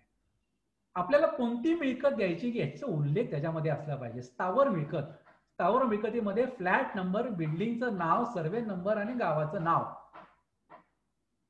माझी पुण्यामधली प्रॉपर्टी, पुण्यामधला फ्लॅट जो आहे तो माझा अमुक अमुक मुलाला मिळावा. कुठला फ्लॅट, 2 फ्लॅट असतील, कुठला फ्लॅट समजायचा, अनेक कन्फ्युजन त्याच्यातून तयार होतात. त्याच्यामुळं त्या फ्लॅट असेल तर त्या फ्लॅटचं नंबर, त्या बिल्डिंगचं नाव, सर्वे नंबर, गावाचं नाव तिथं असलं पाहिजे. आपला जर लँड असेल तर सर्वे नंबर, किती क्षेत्र जमिनीचं आहे, खरं तर गरज नाहीये पण त्यावेळेला विल केलं त्यावेळेला 2 एकर होती, नंतर 1 एकर झाली, चालू शकतं. पण विल करताना किती क्षेत्र होतं ते टेक्निकल गोष्टीसाठी, सगळे तपशील जो आहे मिळकतींचा तो व्यवस्थितपणे त्याच्यामध्ये विल मध्ये येण्याची आवश्यकता आहे. आणि आधी मी म्हटल्याप्रमाणे की यापूर्वी मी कोणतेही विल केलेले नाही असा उल्लेख, एक ओळीचा उल्लेख त्या विल मध्ये असला पाहिजे. पण तुम्ही जर आधी विल केला असेल तर मग तुम्हाला दुसरी ओळ टाकावी लागेल, ह्यापूर्वी ह्या तारखेला केलेलं विल ह्या विलने मी रद्द करत आहे. आणि कोणतंही विल केलं नसेल, तुमचं पहिलंच विल असेल तर ह्यापूर्वी मी कोणतेही विल केलेले नाही, हे माझं पहिलंच विल आहे, इच्छापत्र आहे असा उल्लेख त्या विल मध्ये असला पाहिजे. आणि वकिलांच्या ड्राफ्ट मध्ये तो नसेल तर आपण तो त्यांना सांगितलं पाहिजे की तुम्ही ह्या ओळींचा त्याच्यामध्ये समावेश करा. विल जे आहे त्या विल मध्ये सही, अंगठा, फोटो, साक्षीदारांसहित हे व्यवस्थित असलं पाहिजे. याला कायद्याने खूप महत्वाचा भाग त्यात म्हटलेला आहे, execution and attestation of will. ते विल जे आहे ती सही माझी असली पाहिजे, सही मी जी नेहमी करतो ती सही असली पाहिजे. खरेदी खतावरची सही तशाच थोडाफार फरक असतो, 15 वर्षानंतर केलं, 40 वर्षानंतर केलं की फरक येतो, पण फार असू नये. त्यामुळे विलच्या तिथं सही असली पाहिजे. सगळं डॉक्युमेंट करून ठेवलं, साक्षीदारांच्या सह्या घेतल्या, माझी सही मी नंतर करेन आणि तो माणूस गेला, काही उपयोग नाही. एक्झिक्युशन झालं असलं पाहिजे. त्यामुळे सही असली पाहिजे. सही असल्याबरोबर त्या ठिकाणी साक्षीदार जे आहेत त्यांच्या देखील सह्या असल्या पाहिजेत. एक मी आपल्याला नक्की सांगेल, आपण ज्यावेळेला रजिस्टर विल करू किंवा नोटराईज करू तिथं या गोष्टींना तसं या गोष्टी वकील आणि रजिस्टर करतच असतात. तुम्ही रजिस्टर करायला गेला तर तिथे 2 साक्षीदारांच्या सह्या अंगठे घेतलेच जातात. नोटरीकडे गेले तिथे घेतले जातात. आपण जर स्वतः करून ठेवलं घरामध्ये, मी माझं तयार केलं, प्रिंट केलं, सह्या केल्या आणि ठेवून दिलं माझ्या कपाटामध्ये, तर तिथं मात्र आपल्याला काळजी घेण्याची गरज आहे. माझी सही आहे आणि बरोबर 2 विटनेसच्या सह्या आहेत. आणि शक्यतो एक बाब आपली लक्षात असली पाहिजे की ज्या वेळेला सह्या होत असतात त्यावेळेला 2 साक्षीदारांच्या समोरच तुमची सही झाली पाहिजे. म्हणजे विल करणार आणि सही करायची त्यावेळेला 2 साक्षीदार उपस्थित पाहिजे. त्या दोघांनी त्यांच्या समोरच सह्या करायच्या. म्हणजे तिघांनी एकमेकांच्या समोर सह्या केलेल्या असल्या पाहिजेत. यदा कदाचित कोर्ट मॅटर झालं तर त्या साक्षीदाराचं सांगता येतं, हो आम्ही तिघांनी एकाच वेळेला सह्या केलेल्या आहेत, मी सही करताना दुसरा साक्षीदार होता, विल करणारे देखील माझ्या समोर सही केलेली आहे. ह्या गोष्टींचा नंतर वाद झाल्यास उपयोग होतो. पण तसाही साक्षीदार आणि विल करणारे यांनी एकमेकांच्या उपस्थितीत, मी माझी सही करून ठेवली आहे, माझे नातेवाईक आहेत ते उद्या येऊन सही करतील, शक्यतो असं आपण करू नये. तिघांनी एकमेकांच्या उपस्थितीमध्येच याच्यावर सिग्नेचर जे आहे त्याचं एक्झिक्युशन जे आहे ते केलं पाहिजे. विल लेखी असलं पाहिजे का? आता तुम्ही म्हणाल इतकं तुम्ही काय सांगितलं विल मध्ये अमुक अमुक असलं पाहिजे, ऑब्व्हियसली ते लेखीच असलं पाहिजे. आपल्याला भारतीय वारसा कायदा कलम 63 अन्वये विल जे आहे हे त्याला आपण अनप्रिव्हिलेज विल म्हणूया. विल जे आहे हे लेखी स्वरूपातच असलं पाहिजे. कायद्यामध्ये कुठल्या प्रकारचा नमुना नाही. तोंडी विल करता येत नाही, लेखी असलं पाहिजे. आता अनप्रिव्हिलेज आणि प्रिव्हिलेज विल काय, हा एक भाग आहे. अनप्रिव्हिलेज विल म्हणजे जे आहे की ज्याच्यामध्ये तुम्हाला कंपल्सरी लेखीच विल करावं लागेल, तोंडी करता येणार नाही. ते कुणासाठी ऍप्लिकेबल जे आहे, तर ते जे आहे ते सैनिक जे आहेत, डिफेन्स मधले मंडळी जे आहेत त्यांना वगळता बाकीच्या नागरिक जे आहेत त्यांना लेखीच विल करावं लागतं. परंतु भारतीय वारसा कायदा कलम 65 आणि 66 मध्ये प्रिव्हिलेज विल त्यांना प्रिव्हिलेज दिलेले आहेत, कारण ते ऑन ड्युटी आहे, बॉर्डरला आहेत, कुठेतरी एअरफोर्स मध्ये आहेत. ऑन ड्युटी असताना काही अपघात झाला आणि त्या ठिकाणी त्यांच्या ऑफिसरला किंवा मित्राला सांगितलं की बरोबरच्या कलिगला किंवा माझी प्रॉपर्टी यानंतर माझ्या ह्या मुलाला मिळावी आणि ते लेखी नाहीये, ते तशा प्रकारचं तोंडी विल ग्राह्य धरल्या जातं. तशा प्रकारे त्यांनी एखादं विल तयार करून ठेवलं, सही करायची राहिली आणि सही करायची राहिली असेल आणि तो मनुष्य बॉर्डरवर गेला तर ते विल जे आहे ते ग्राह्य धरल्या जातं. त्याच्यामुळे अशा प्रकारे प्रिव्हिलेज विल जे आहे ते प्रिव्हिलेज विल जे आहे ते ऑन ड्युटी जे आपले डिफेन्सचे मंडळी जे असतात, सैनिक जे असतात त्यांना अशा प्रकारचे तोंडी विल जे आहे 2 साक्षीदारांसमोर सांगितलं की किंवा सैनिक मित्रांसमोर की माझ्यानंतर ही प्रॉपर्टी माझ्या या एकाच मुलीला मिळावी, तर अशा प्रकारे देखील अशा प्रकारचं प्रिव्हिलेज त्यांना आहे, हे प्रिव्हिलेज विल त्यांना म्हणतो. ते फक्त अशाच प्रकारच्या लोकांना करण्याचा अधिकार आहे, सामान्य नागरिकांना नाही. सामान्य नागरिकांना लेखी विल करावं लागतं. फक्त मुस्लिम समाजामध्ये तोंडी विलला परवानगी आहे, हे आपण लक्षात घेणं आवश्यक आहे. आता हे विल जे केलेलं आहे त्याचा अंमल कधी येतो? मी आज विल करून ठेवलं, मी रजिस्टर विल केले, मग रजिस्टर विल जे आहे त्याचा इफेक्ट आपण म्हणूया, तो इफेक्ट कधी येतो, त्याला अंमल कधी होईल? तर ज्या वेळेला, त्याला थोडक्यात मी सांगेल की ज्या वेळेला विल करणारा जो आहे तो ज्या वेळेला बोलायचा थांबेल, म्हणजे मुका झाला असं नाही, तो ज्या वेळेला बोलायचा थांबेल म्हणजे तो गेला की मात्र तो बोलायचा थांबला म्हणजे विल बोलायला लागते. म्हणजे मृत्यूनंतरच विल जे आहे त्याचा अंमल जो आहे त्याचा अंमल देता येतो, त्याचा अंमल सुरू होतो. आता या सगळ्या शेवटच्या 2 पॉइंटकडे आलेलो आहे, मग आपण कन्क्लूड करूया. काही कॉम्प्लिकेशन्स आपल्या आपण सोसायटीमध्ये राहत असाल, काही गैरसमज आपले असतात की बाबा 2 गोष्टी आहेत, पण मी नॉमिनेशन केलेलं आहे, बँकेमध्ये विचारतात आपल्याला नॉमिनेशन फॉर्म भरा, सोसायटीमध्ये राहत असेल तर बाबा नॉमिनेशन फॉर्म भरा. नॉमिनेशन फॉर्म भरलं की मग त्या नॉमिनी जे आहे त्याला असं वाटतं की बाबा येस आता माझ्या नावाने नॉमिनेशन फॉर्म आहे ना. माझ्याकडे एक केस आली बँकेतली की बाबा FD ज्या आहेत लाखाच्या, तर त्या एका मुलीच्या नावाने नॉमिनेशनचं नाव होतं. मग मुलगा म्हटलं मला पैसे मिळणार नाही का? मुलगी म्हणले नाही मी नॉमिनी आहे ना, मग मलाच सगळे पैसे. तर याला उत्तर मी आपल्याला सांगतो. बऱ्याच वेळेला खूप कन्फ्युजन आहे. आपले व्हॉट्सअप गुरु, गुगल गुरु मी म्हणणार नाही, पण व्हॉट्सअप गुरु जे आहेत ते अतिशय धोकादायक आहेत. काही दिवसापूर्वी व्हॉट्सअपमध्ये एक पोस्ट फिरत होती, नॉमिनेशन केले, आता कोर्टातून सक्सेशन सर्टिफिकेट घ्यायची गरज नाही, आता तुम्ही त्याचे मालक होऊ शकता. अशा प्रकारचं चुकीचं पोस्ट जी आहे एखाद्या जजमेंटचं चुकीचं इंटरप्रिटेशन करून अशा प्रकारची पोस्ट फिरवल्या जाते. फरक आपण याच्यामध्ये लक्षात घेऊया.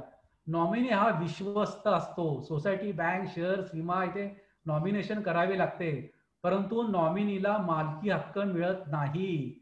नॉमिनी मुलगा असेल तर त्याचा शेअर पुरता मिळतो. ती एक तात्पुरती सोय असते. वील नॉमिनीवर बंधनकारक असते. शशी किरण पारख वर्सेस राजेश अगरवाल असं आपल्या हायकोर्टचं एक जजमेंट आहे. त्याच्यामध्ये मिळकत जी आहे ती विलनी अ ला दिला असेल व नॉमिनी ब ला, नॉमिनी जर ब असेल तर मिळकत अ लाच मिळते. म्हणजे मुलगा अ आहे पण ब ला दिलेले आहे, जो कोणी नाहीये तो नॉमिनी आहे. पण वारसा हक्क कायद्याप्रमाणे ती प्रॉपर्टी जी आहे ती त्याच्या मुलालाच मिळते. त्यामुळं नॉमिनी जो आहे हा नॉमिनी हा ट्रस्टी असतो, विश्वस्त असतो. त्या नॉमिनीला अशा प्रकारे मालकी हक्क जे आहे ते घेण्याचा अधिकार नाही. त्यामुळं विल केलेलं आहे एखाद्या प्रॉपर्टीचं आणि त्याच्यामध्ये त्या फ्लॅटमध्ये नॉमिनेशन दुसऱ्याच नाव आहे. मग अशा वेळेला पोझिशन काय राहील? मग विलनी ती प्रॉपर्टी, तो फ्लॅट ज्याला दिला असेल त्यालाच मालकी हक्क मिळेल. जो नॉमिनी आहे त्याला मालकी हक्क नाही. विल हे नॉमिनीवर बंधनकारक आहे. हा फरक जो आहे तो आपण लक्षात घेतला पाहिजे. दोन फक्त केस जो आहे ते मी आपल्याला सांगेल, म्हणजे थोडंसं आपल्याला आणखी नॉमिनेशन मधला जो फरक जो आहे तो लक्षात येईल. एक श्रेया विद्यार्थी वर्सेस अशोक विद्यार्थी 2016चं सुप्रीम कोर्टचं जजमेंट आहे. त्याच्यामध्ये या गोष्टी आणखीन त्यांनी क्लिअरिफाय केलेल्या आहेत की nomination is just a trusteeship and it is not a third mode of succession. Mode of succession कुठलं आमचं आहे? बाय सर्वायरशिप, वडिलोपार्जित आलेली मला मिळकत मिळालेली आहे. बाय सक्सेशन, वडिलांकडून मला मिळालेली आहे. By succession, third mode of succession नाही. म्हणजे सक्सेशन ऍक्ट प्रमाणे मला प्रॉपर्टी मिळते, पण नॉमिनेशनच्या माध्यमातून तुम्हाला थर्ड प्रकारचं मोड ऑफ सक्सेशन जे आहे ते करता येणार नाही. Nomination is just trusteeship, it is not third mode of succession. Succession it is always as per the Hindu succession testamentary, not testamentary. Hindu succession act, Indian succession act एवढ्यानेच फक्त करता येतं. नॉमिनी करून प्रॉपर्टी एखाद्याला देता येते का? तो उत्तर नाही. हा फरक आपण लक्षात घेतला पाहिजे. The nominee does not become the owner of the property by virtue of nomination.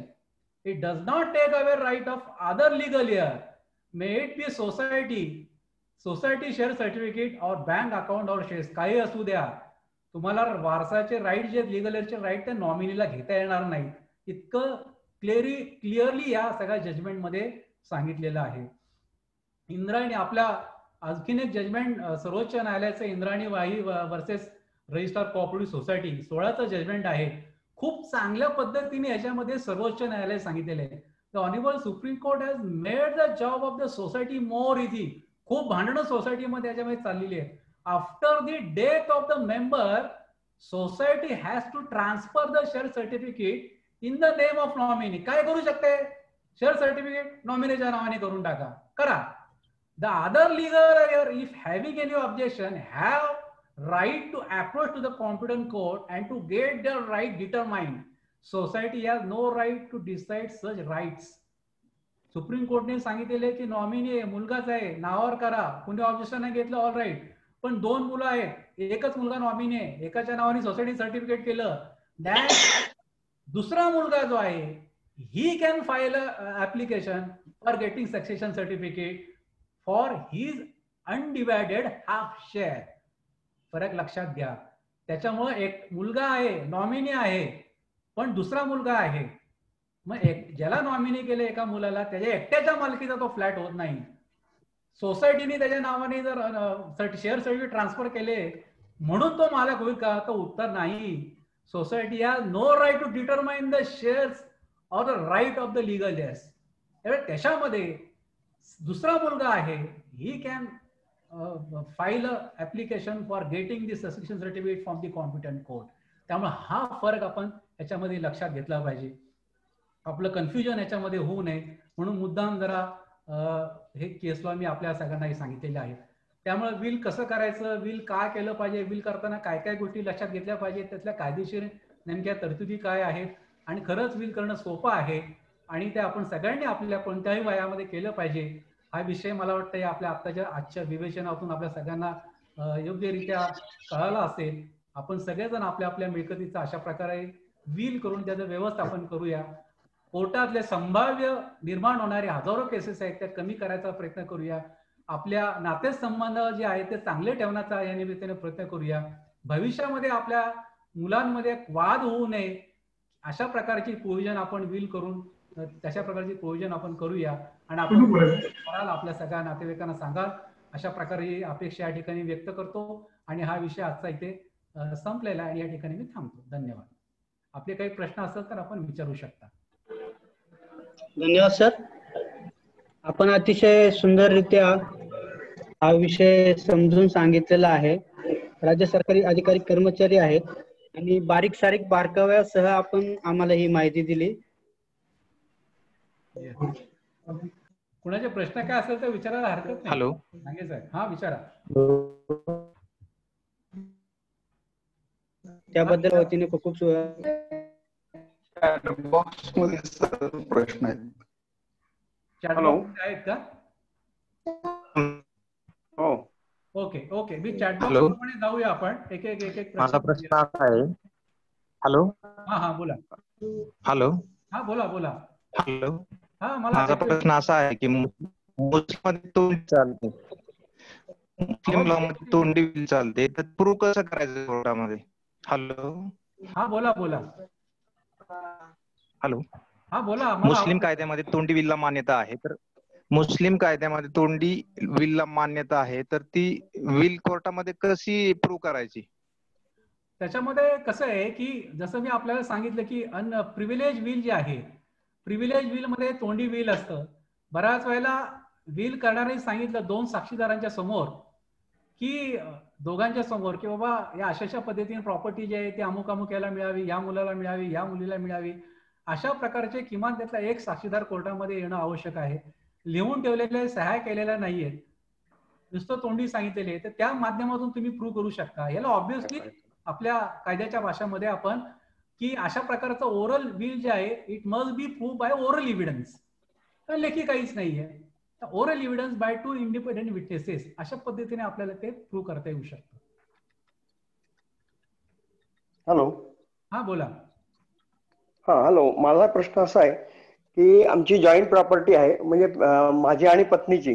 काही प्लॉट आहेत, काही म्हणजे शेती आहे आणि घर आहे, बंगला आहे. तर आता मला असं हे करायचं आहे की माझ्या मृत्यूनंतर किंवा बायकोच्या मृत्यूनंतर आमच्या दोघांपैकी त्याचा जो राहील त्याचा राहील आणि नंतर मग मुलांना जाईल. असं करायचं असेल तर काय करायला लागेल? करता येतं की ही सगळी माझी स्वकष्टाची मिळकत आहे. माझ्या पश्चात ही प्रॉपर्टी माझी पत्नी जर हयात असेल तर तिला मिळावी. माझी पत्नी हयातीत त्या प्रॉपर्टीचा उपभोग घेऊ शकते. माझ्या पत्नीच्या नंतर, तिच्या मृत्यूनंतर जी काही प्रॉपर्टी राहिली असेल ती माझे वारस, मग मुलगा किंवा मुलगी यांना मिळावी. अशा प्रकारे आपण त्याच्यामध्ये तरतूद करू शकता. नाही, जॉईंट प्रॉपर्टी आहे, दोघांच्या नावावर आहे ती. हा जॉईंट प्रॉपर्टीमध्ये ते एक आपल्याला मुद्दा मी सांगायचा राहिला. ज्यावेळेला पुन्हा जॉईंट प्रॉपर्टी जर असेल तर त्या जॉईंट प्रॉपर्टी मधील माझा अनडिवायडेड शेअर, आमच्या दोघांच्या नावाने डेक्कन मध्ये फ्लॅट आहे, त्या फ्लॅट मध्ये माझा निम्मा हिस्सा आहे. तो माझा निम्मा हिस्सा मी माझ्या पश्चात माझ्या पत्नीला किंवा मुलाला किंवा मुलीला देऊ शकतो. तुमचा शेअर फक्त तुम्ही देऊ शकता. नाही जॉईंट, आम्ही जॉईंट विल करू शकतो का? नवरा बायको दोघं म्हणून एक, की माझ्या नंतर बायको, बायको नंतर असं? जॉईंट विल करता येतं पण कॉम्प्लिकेशन्स खूप निर्माण होतात त्याच्यामध्ये. Okay okay okay. म्हणजे दोघांनी विल करायला पाहिजे. त्यामुळे सेपरेट विल करणं कधीही चांगलं, कारण तुम्ही एक विल केलं, दोघांपैकी एक जण गेला आणि तुम्हाला विल मध्ये चेंजेस करायची वेळ आली तर तुम्ही आहात, त्याच्यामुळं तुम्हाला ते विल जे आहे ते कॅन्सल करता येत नाही, त्यातला एक जण गेलेला असतो. म्हणजे 2 विल करावे थोडक्यात. त्यामुळे सेपरेट विल केलेलं कधीही चांगलं असतं. Okay okay. Thank you thank you. कृपया आपलं नाव आणि जिल्हा सांगून प्रश्न विचारा. ओके. मी जरा चॅट बॉक्स मध्ये घेऊ का प्रश्न? हो सर, घ्या सर. हा दळवी सर, चॅट बॉक्स मधले जे आहेत प्रश्न ते तुम्ही एकेकाचं उत्तर दिलं तरी चालेल, म्हणजे सगळेच येतील मग प्रश्न. हा चालेल चालेल. Yes sir. हा विल मध्ये नमूद केलेली मालमत्ता प्रत्यक्ष एक्झिक्युशनच्या वेळी नसेल तर, हा आता हा एक मुद्दा आहे बघा. विल तर मी करून ठेवलेला आहे आणि 10 वर्षानंतर मी गेलो परंतु ती प्रॉपर्टी आहे तीच नाहीये. ती प्रॉपर्टी जर डिस्पोज ऑफ केली असेल तर मुळात त्याचा एक्झिक्युशनचा काही संबंधच येत नाही. जी काही राहिली असेल प्रॉपर्टी त्याचाच फक्त अंमल होईल, अन्यथा त्याचा कुठल्याही प्रकारचा अंमल होणार नाही. तुम्ही एक लक्षात ठेवा, व्हीलचा अंमल तुम्ही गेल्यानंतरच होतो. तुमच्या हयातीत तुम्हाला असं वाटलं की सगळी प्रॉपर्टी विकून टाकावी, आपण काही ठेवायचं नाही, तर तसं देखील तुम्ही करू शकता. प्रॉपर्टीच नसेल तर त्या एक्झिक्युशनचा, त्या व्हीलचा काहीच प्रश्नच येणार नाही. दुसरं, व्हील रजिस्टर करणे गरजेचं आहे का? उत्तर मी नाही म्हटले, आवश्यकता नाही. व्हील करणारे साक्षीदार व व्हील करणारी व्यक्ती जर हे सर्व जण हयात नसतील तर जर कोर्टात मॅटर गेलं तर सत्यात कशी होणार सांग. ओके, हा अतिशय आपण वकिलात का मला माहित नाही, पण एक हा खूप मोठा विषय आहे, प्रूव्हिंग ऑफ व्हील. म्हणजे आपण काहीतरी एकदा सांगितलं पण तो टेक्निकल विषय असल्यामुळे वकिलांसाठी जास्त सोयीचा राहणार आहे. व्हील करणारा जो आहे, व्हील करणारा गेलेला आहे आणि नंतर असं लक्षामध्ये आलं की साक्षीदार सुद्धा गेलेला आहे. खूप मोठी अडचण याच्यामध्ये निर्माण होते. मग ह्याला दोन गोष्टी आहेत, त्याला कोर्टामध्ये सेकंडरी एव्हिडन्सच्या पद्धतीने ते प्रूव्ह करता येतं. मग कसं प्रूव्ह करता येतं की व्हील करणारा तर गेलेला असतो, मग व्हील प्रूफ कसं करावं लागतं, तर दोन साक्षीदार जे आहेत त्यांना आपण तिथे एक्झामिन करतो आणि ते सांगतात की बाबा हा व्हील केलेले दुसरा साक्षीदार, आता दोन्ही साक्षीदार गेले. मग आता व्हील प्रूफ कसं करायचं, त्याच्यामध्ये कायद्यामध्ये प्रोव्हिजन आहे की व्हील करणाऱ्याची सही जी आहे तशाच प्रकारची सही त्याची अन्य कुठल्या डॉक्युमेंटवर जर असेल तर अशा प्रकारचं सिमिलर अशा प्रकारचं डॉक्युमेंट तुम्ही कोर्टामध्ये दाखल केलं तर तुम्हाला ती सिग्नेचर प्रूव्ह करता येते. साक्षीदार जे आहेत, एखादा नारायण नावाचा साक्षीदार आहे, त्यांनी तो त्याचा एक कुठल्या तरी डॉक्युमेंट आहे, त्यांनी खरेदी खत वगैरे करून ठेवलेले, त्याच्या सही असलेलं एखादं कागदपत्र तुम्ही कोर्टामध्ये दाखल केलं, साहेब हा साक्षीदार जो आहे हा गेलेला आहे परंतु याच्या सहीचं डॉक्युमेंट मी आज रोजी दाखल करते आपण, आणि कोर्टाला अधिकार आहे, court can compare the signature of disputed signature with admitted one. कोर्टाला सिग्नेचर कम्पेअर करण्याचा अधिकार आहे. तेव्हा अशा प्रकारचं डॉक्युमेंट तुम्ही तिथं दाखल करून सही प्रूव्ह करू शकता. आणखीन त्याच्यामध्ये एक प्रकार आहे तो you can get the expert opinion.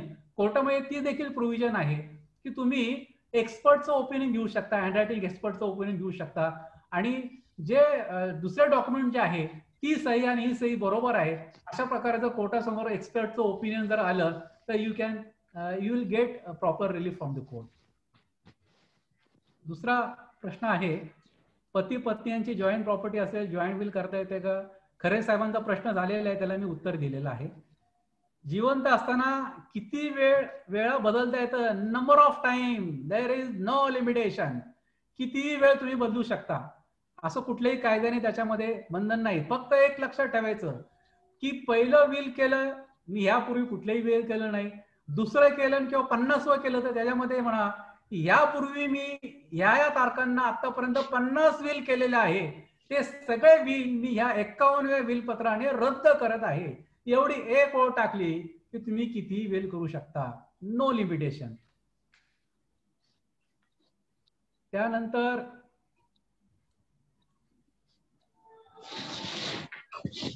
Please any suggestion please call. ठीक आहे. करून ठेवलेले विल हे कोणाला सांगितले पाहिजे का व कुठे ठेवले? तर मी जरा तिकडे जाऊन येऊ का? जर वीर त्यांना सांगून मी चाललोय म्हणून नाही तर तोपर्यंत माझी बॅग आणि हेल्मेट आहे का? आता ह्या 2-3 प्रश्न आहेत. पहिला प्रश्न आहे की विल करून ठेवलेलं सांगितलं पाहिजे का? ऑब्व्हियसली सांगितलंच पाहिजे. तुम्ही गेल्यानंतर कळलं तर पाहिजे. तुमचे साक्षीदार जे आहेत त्यांना माहिती असते की तुम्ही विल करून ठेवलेले आहे. पण आधीच्या केसमध्ये साक्षीदारी गेले असेल तर आणखीन एका कुणाला तुम्ही सांगितलं पाहिजे किंवा ज्यांना तुम्ही प्रॉपर्टी दिलेली आहे त्यांना सांगून ठेवलं पाहिजे की बाबा मी तुझ्या नावाने केलेले आहे पण तू तुझ्या बहीण भाऊ बाकी कुणालाही सांगू नकोस, तुझ्यापर्यंत मर्यादित ठेव. आपला कोणी एखादा मित्र असेल त्यांना सांगून ठेवायचं, तुम्ही ते सांगून ठेवा. दुसरा गोष्ट, असं लपून ठेवलंच पाहिजे का हो? तर उत्तर नाही.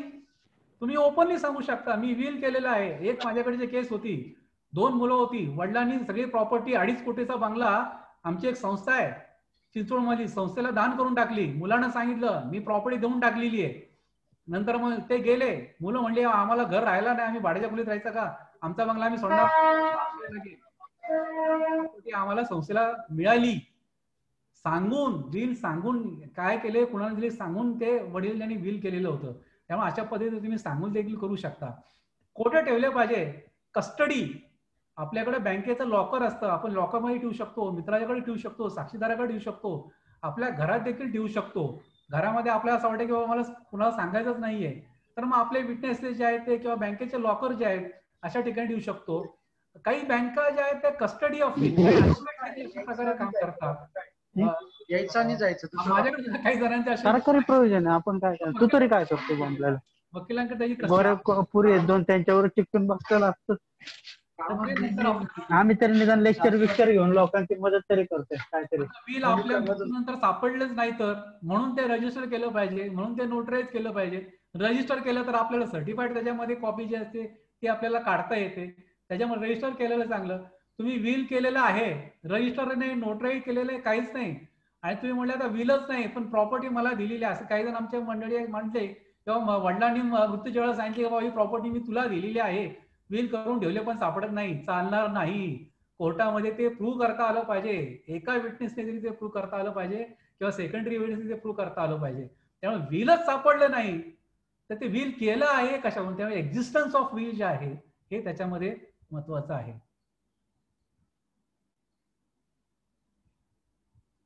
दोन वेगळ्या मालमत्ता बिल मध्ये नमूद केलेल्या आहेत. पहिली प्रॉपर्टी स्वामी मिल्कितीची आहे व दुसरी प्रॉपर्टी वडिलोपार्जित आहे. पहिल्या प्रॉपर्टीमध्ये 2च दावेदार आहेत, वडिलोपार्जित प्रॉपर्टीमध्ये 20 दावेदार आहेत. कोर्टात विल प्रोबेट करताना दोन्ही प्रॉपर्टी करता वेगळ्या वेळी प्रोबेट करू शकतो का? आपण नेहमी कोर्टामध्ये गेल्यानंतर एकाच वेळेला आपल्याला सगळ्या गोष्टी डिस्क्लोज कराव्या लागतात.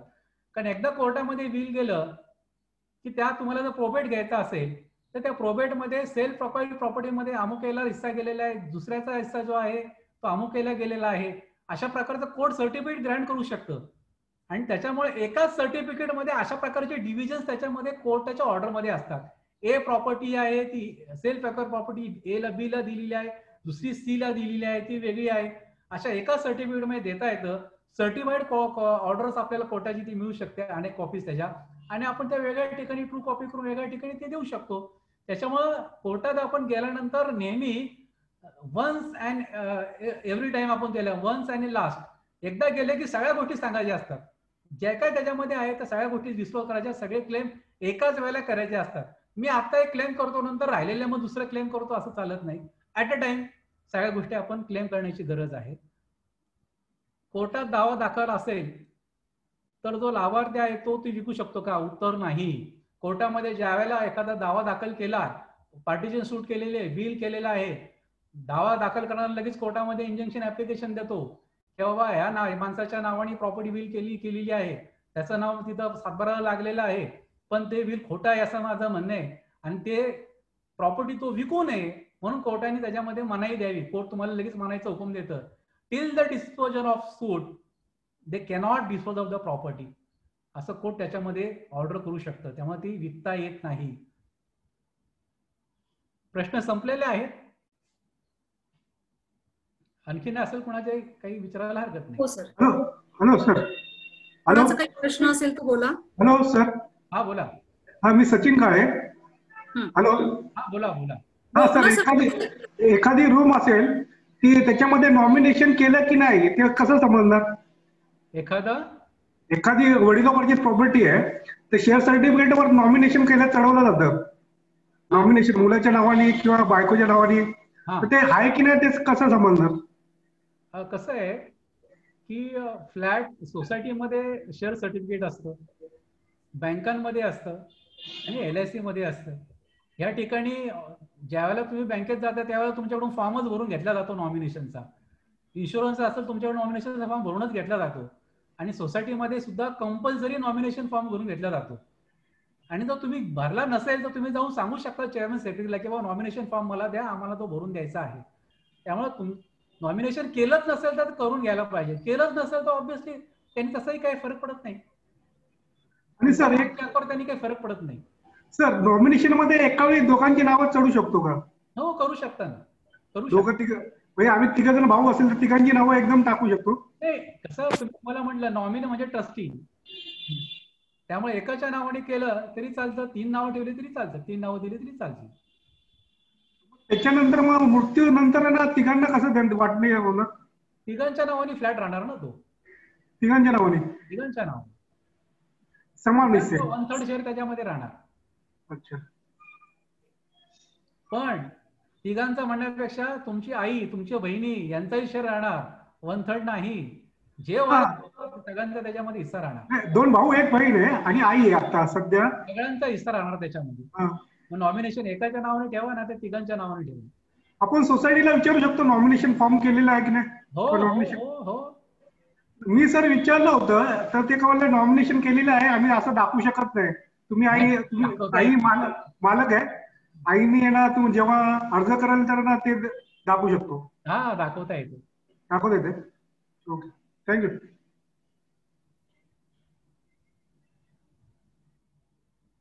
अजून कोणाचा काही प्रश्न आहे का?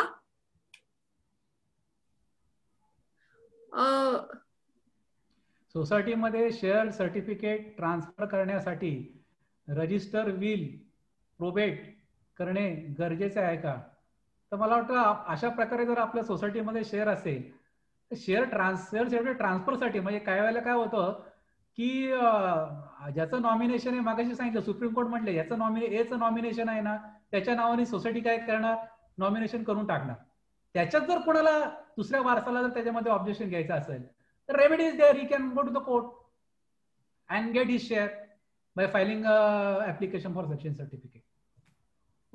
त्यामुळं ते विल जर तुम्ही केलं असेल तर ते रजिस्टर्ड विल केलं असलं तरी चालेल, नोटराईज केलं असलं तरी चालेल. आणि नोटराईज विल केलं जर तुम्ही असेल तर तुम्हाला त्याच्यामध्ये लेटर ऑफ ऍडमिनिस्ट्रेशन घेता येईल. एक्झिक्युटर अपॉइंट केलं तर मग एक्झिक्युटरला प्रोबेट घ्यावं लागेल आणि मग ते ट्रान्सफर होऊ शकतं. असंही करता येईल. जसं आमच्या त्या मगा चिंचवडच्या मॅटरमध्ये आम्ही जनता बँकेला त्याच्यामध्ये एक्झिक्युटर अपॉइंट केलं होतं. जनता बँकेने कोर्टामध्ये गेले, प्रोबेट घेतलं आणि मग ते प्रॉपर्टी दिली. आणखी अजून कोणाचे काही प्रश्न आहेत? Hello sir. हा, बोला. हा, बँकेमध्ये नॉमिनेशन एकाच केलं जातं. हा, आता मी तुम्हाला सांगितलं की सोसायटीचा जो फॉर्म आहे त्याच्यात त्यांनी नॉमिनेशनची नावं दिलेली असतात. तुम्ही टाकू शकता मोर दॅन 1, पण बँकेमध्ये आणि LIC मध्ये एकच नॉमिनेशनचं नाव घेतात. Hello sir, already register will असेल आणि त्याच्यामध्ये जर म्हणजे वडिलांच्या नंतर मुलाचं नाव असेल तर त्याला ते जेव्हा share certificate transfer after death of father transfer करायचं आहे तर त्यावेळेला त्याला ते रजिस्टर विल प्रोबेट करणं गरजेचं आहे का, की नुसतं रजिस्टर विल दिलं तरी पुरेसं होतंय? आवाजच नाही जात. याच्यामध्ये कसं आहे की मी मगाशी म्हटलं की त्याच्या नावाचं नॉमिनेशन आहे, त्याच्या नावाने तुम्ही शेअर ट्रान्सफर करू शकता. आणि जर त्याच्यामध्ये असं काही प्रोव्हिजन नसेल, उदाहरणार्थ अपार्टमेंट आहे, इथं काही प्रोव्हिजनच नाहीये अपार्टमेंटमध्ये शेअर सर्टिफिकेटची, किंवा जमीन आहे, जमिनीमध्ये जेव्हा तुम्ही विल दिलं की तुमचं नाव लागतं, मग अशा वेळेला मात्र तुम्हाला लेटर ऑफ ऍडमिनिस्ट्रेशन घ्यावं लागतं. त्यांनी बँका ज्या आहेत किंवा कंपन्यांचे शेअर जे आहेत हे कंपल्सरी आपल्याकडे त्या ठिकाणी सक्सेशन मागतात. पण सक्सेशन जे आहे हे जेव्हा विल नसेल तेव्हा तुम्ही सक्सेशन सर्टिफिकेट घेणार, पण जर विल असेल तर तुम्हाला लेटर ऑफ ऍडमिनिस्ट्रेशन घेता येतं आणि लेटर ऑफ ऍडमिशन घेतल्यानंतर त्याची कॉपी तुम्ही बँकेत दिली की तुमच्या नावाने ट्रान्सफर होतं. हॅलो, मला कोऑपरेटिव्ह सोसायटी बाबत विचारायचं आहे. आम्ही राहतो ती जागा हाऊसिंग सोसायटी कोऑपरेटिव्ह सोसायटीमध्ये आहे. त्याच्यामध्ये नॉमिनेशन नाही आहे पण रजिस्टर विल आहे आणि ते विल मध्ये दोघांची नावं आहेत. म्हणजे दोघांची म्हणजे सासऱ्यांचं आणि माझ्या हजबंडचं सपोज शेअर सर्टिफिकेट सॉरी आपल्या त्या ह्याच्यामध्ये शेअर सर्टिफिकेट मध्ये सासरे आणि मिस्टर अशी दोघांची नावं आहेत. आणि विल आहे सासऱ्यांचं. आफ्टर सासऱ्यांच्या डेथ नंतर विल मध्ये माझ्या मिस्टरांचं नाव आहे. ते सगळ्या प्रॉपर्टी करता हे आहेत. तर हे जे विल आहे ते सोसायटीला देणं इनफ आहे की ते विल मला प्रोबेट करावं लागेल? नाही, याच्यामध्ये जर नुसतं लिगॅलिटीलाच राईट दिलेले असतील, त्याच्यामध्ये एक्झिक्युटर अपॉइंट केलं नसेल आणि सोसायटी मुळात काय करते की सोसायटी नॉमिनेशन ज्याच्या नावाने त्याच्या नावाने शेअर सर्टिफिकेट करून टाकते. पण दुसऱ्याला ज्याच्या विल करून जी प्रॉपर्टी दिली असेल आणि ज्याच्या नावाने विल मध्ये ज्याला शेअर मिळालेला आहे, मगाशी मी म्हटल्याप्रमाणे की विल आहे हे नॉमिनीवर बंधनकारक आहे. मग त्यावेळेला जर सोसायटी म्हणली की बाबा आम्ही तुमचं विल मध्ये नाव जरी असलं तरी आम्ही तुमच्या नावाने शेअर सर्टिफिकेट देणार नाही, तर अशा वेळेला you can obtain letter of administration from the court. आणि एकदा कोर्टाने लेटर ऑफ ऍडमिशन दिलं तर मग it is binding upon the society to transfer this share in the name of legality. जो कोणी त्या विल मधला जो लिगॅलिटी बेनिफिशियरी जो आहे त्याच्या नावावर त्यांना शेअर जे आहे ते ट्रान्सफर करावे लागतात. सर माझा एक प्रश्न आहे. हा बोला. हॅलो. आता सोसायटीचा समजा माझा फ्लॅट आहे, बंगला आहे, काय जे आहे त्याच्यावर सोसायटी मी माझ्या मुलाला नॉमिनी केलाय, ओके, किंवा आणि मुलगी आहे, तर आता सोसायटीला मला विल द्यायचं असेल, म्हणजे सोसायटीने जर विल मागितलं आणि मला ते माझी प्रॉपर्टी सगळी डिस्क्लोज होईल, मग तिथे ती मला करून द्यायची नाहीये सोसायटीच्या आम जनतेला. कारण ते विल मागितलं त्यांनी नावावर प्रॉपर्टी करायला मुलांच्या, सोसायटीच्या लोकांनी जर विल मागितलं, पण मला ते डिस्क्लोज करायचं नाही, कारण माझी प्रॉपर्टी सगळी त्याच्यात काय आहे काय नाही सगळं लिहिलेलं आहे, आणि ती थर्ड पार्टीला सगळी इन्फॉर्मेशन माझी जाईल, ती मला नको द्यायची असेल माझी इन्फॉर्मेशन, तर काय करायला लागेल? एक बोलताना एक मुद्दा सांगितलेला आहे की विलचा अंमल हे तुम्ही गेल्यानंतरच होतो, हे लक्षात ठेवा. हो तेव्हाच ना, बरोबर आहे. तुम्ही तुमच्या नंतर तुम्ही ते विल जे आहे तर ते विलचा जो बेनिफिशियरी जो आहे तो ते पाहू शकतो. बेनिफिशियरी जे आहे ते तिथं देऊ शकतो त्यांना. Basically beneficiary letter of administration घ्यायचं, ज्याच्यामध्ये सगळ्या प्रॉपर्टीचा उल्लेख असतो, त्याच्यामध्ये ह्या प्रॉपर्टीचा उल्लेख असतात, आणि तो ओपन होतो ना. एकदा तुम्ही लेटर ऑफ ऍडमिशन घेतलं, त्याची एक कॉपी सोसायटीला दिली की कोर्टाने ज्यांना राईट दिलेले आहेत त्याच्या नावाने शेअर सर्टिफिकेट ट्रान्सफर करावं लागतं. म्हणजे मला काय म्हणायचं की मला माझी सगळी प्रॉपर्टी आम जनतेला डिस्क्लोज होता कामा नाही, मला म्हणायचं. सर्टिफिकेट एकच येणार, होणार का? सर्टिफिकेट लेटर ऑफ ऍडमिशन आहे ना त्याच्यात येणार ते सगळं, त्याच्यामध्ये सगळ्या प्रॉपर्टीचा उल्लेख असतो. एक बी प्रॉपर्टी याला, सी याला, टी याला, आणि एकच सर्टिफिकेट असतं, त्यामुळे ते आपोआप. And there is no harm. Okay, ठीक आहे. हॅलो. हा बोला. हॅलो. हा बोला बोला. हा सर, एक प्रश्न आहे, मी सुरुवातीला नव्हतो. हॅलो. हा बोला, ऐकू येते. हा तर एखाद्याला विलद्वारे प्रॉपर्टी स्वकास्ट अर्जित प्रॉपर्टी बायकोला व मुलाला द्यायची, पण आज जो विल करतोय आजच्या तारखेला तो मुलगा मायनर आहे, तर काय असेल, तर काय करावं लागेल? कसं आहे की बेनिफिशियरी जो आहे तो मायनर आहे का मेजर आहे त्याचा काही संबंध नाहीये. तुम्ही मायनरला सुद्धा प्रॉपर्टी देऊ शकता. Okay okay. माझ्यानंतर माझी प्रॉपर्टी, आता बघा मी एक गंमत सांगेल तुम्हाला. आमच्याकडे एक डॉक्टर जोडपं आहे, डॉक्टरांनी प्रॉपर्टी जी आहे ते म्हणजे बाबा माझा मुलगा आहे पण माझी सून काही बरोबर नाहीये, ती भयंकर त्रासदायक आहे, ती माझ्या मुलाचं बरं वाईट करू शकते, मी जर मुलाच्या नावाने प्रॉपर्टी विलनी दिली तर मुलाच्या बरं वाईट करू शकते. म्हणून त्यांनी काय केलं की ती प्रॉपर्टी जी आहे त्यांचा नातू जो आहे मायनर, त्या नातवाच्या नावाने विलनी ती प्रॉपर्टी देऊन टाकली. त्यामुळे अशा पद्धतीने देखील करता येतं. तुम्हाला मुलाला जो आहे मुलाला न देता तुम्ही नातवाला देऊ शकता, त्यामुळे तिथं वयाचं काही बंधन नाहीये. आपण परंतु त्याचा वडिलांचा डेथ झाला तो मायनर असतानाच, तर काही फरक पडत नाही ना. Okay okay. तो मुलगा जो मायनर जो आहे आणि मायनरला आता लेटर ऑफ ऍडमिशन घ्यायची वेळ आली तर नॅचरल गार्डियन असतात, नॅचरल गार्डियन कोर्टामध्ये जाऊन लेटर ऑफ ऍडमिशन घेऊ शकतात ऑन बिहाफ ऑफ मायनर. हा, मग विल मध्ये तसा उल्लेख करण्याची गरज आहे का याला गार्डियन म्हणून? याची आवश्यकता नाही. कसं आहे, गार्डियन तुम्ही, मी मागाशी म्हटलं सेक्शन 60 प्रमाणे तुम्हाला विल जे आहे त्या विल सेक्शन 60 प्रमाणे तुम्ही गार्डियनची सुद्धा नेमणूक करू शकता. Okay okay. Thank you sir. Thank you sir. कृपया आपलं नाव आणि जिल्हा सांगून प्रश्न विचारा. Hello sir. हा बोला. हा नमस्कार सर, माझं नाव सचिन काळे, मुंबई. हा बोला. हॅलो. आणि विल मध्ये 3 जण आहेत, त्यांची नॉमिनी केले म्हणजे नावावर प्रॉपर्टी, त्याच्यामधले त्यांना मृत्यूनंतर म्हणजे ऍक्सिडेंटली 2 जण एक्सपायर झाले, तर काय करणार त्या परिस्थितीत? विल केलेले का नॉमिनी केलेले, काय केलेले? विल केलेले आहे. विल मध्ये 3 जणांची नावं लिहिलेली, 3 मुलांना प्रॉपर्टी त्यांना शेअर्स केलेले आहेत. कोणत्या कोणत्या पद्धतीने? 30%, 40%, माहिती आहे का की विल केलेलं आहे आणि 3 मुलांच्या नावाने प्रॉपर्टी दिलेली आहे, पण आता ऍक्सिडेंट मध्ये 2 मुलं गेली, बरोबर आहे? आणि पण विल करणारा जिवंत आहे. नाही, तो पण मेला. हा, मग तोही गेला असेल तर ऑब्विसली तो एक मुलगा आहे त्याला ती प्रॉपर्टी मिळून जाते. आणि त्यातलं कसं आहे की ती 2 मुलं जी आहेत त्यांची जर लग्न झाली असतील त्यांची जर लग्न झाली असेल तर ती प्रॉपर्टी जी आहे ती त्यांच्या लिगल एअर्सकडे जाऊ शकते. म्हणजे त्यांची बायको किंवा त्यांची मुलं वगैरे असतील तर? हो हो हो. कारण कसं असतं की तो विल करणारा गेलेला आहे, त्यांनी प्रॉपर्टी दिलेली आहे, 3 जण दिले, त्यातले 2 गेले ऍक्सिडेंट मध्ये, गेले म्हणजे त्यांचा हक्क संपत नाही ना. पण सर त्या परिस्थितीत त्यांना लग्न केलं, मुलगा नाही, पण त्याची बायकोने दुसरं लग्न केलं तर ते सर्कमस्टन्सेस चेन वाढत जाते.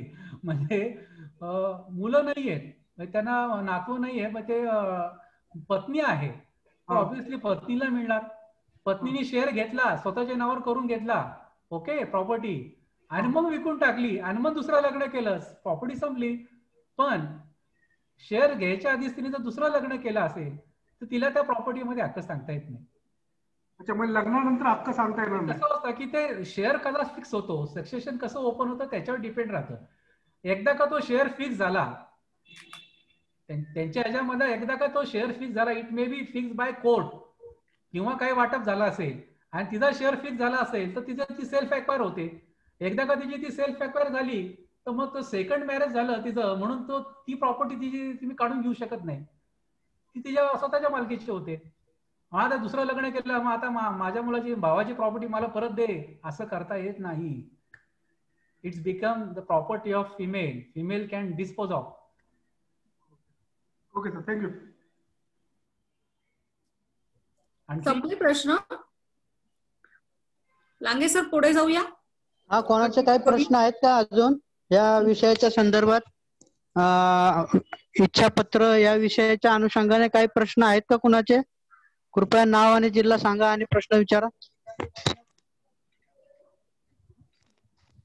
आजच्या या कार्यक्रमाला उपस्थित सर्व मान्यवर, आमचे ज्येष्ठ मार्गदर्शक GT महाजन साहेब आहेत. हॅलो, हा, प्रश्न आहे का सर? लेटर ऑफ ऍडमिनिस्ट्रेशन आणि प्रोबेट याच्यामध्ये काय फरक आहे? म्हणजे कुठलं प्रोसिजर कमी लेंदी आहे? दोन्ही सेम आहेत का की वेगळे आहे? मगाशी मी आपल्याला आधी सांगितलेलं आहे की ज्या वेळेला एक्झिक्युटर तुम्ही अपॉइंट केला असेल की माझ्यानंतर ही प्रॉपर्टी माझा मुलगा ABC यांना मिळावी, असं ज्या वेळेला असतं त्यावेळेला तुम्हाला लेटर ऑफ ऍडमिशन घेता येतं. पण मला 4 मुलं आहेत, मला इतकी प्रॉपर्टी आहे आणि माझ्यानंतर माझ्या मुलांमध्ये प्रॉपर्टीचं नीट वाटू व्हावं यासाठी मी जनता सहकारी बँक किंवा विजय लांगे यांची नेमणूक एक्झिक्युटर म्हणून करत आहे. अशा प्रकारे जेव्हा वर्डिंग बिल मध्ये असतं त्यावेळेला मग विजय लांगे हे एक्झिक्युटर आहेत, त्यांना त्या ठिकाणी कोर्टात जाऊन प्रोबेट घ्यावं लागतं.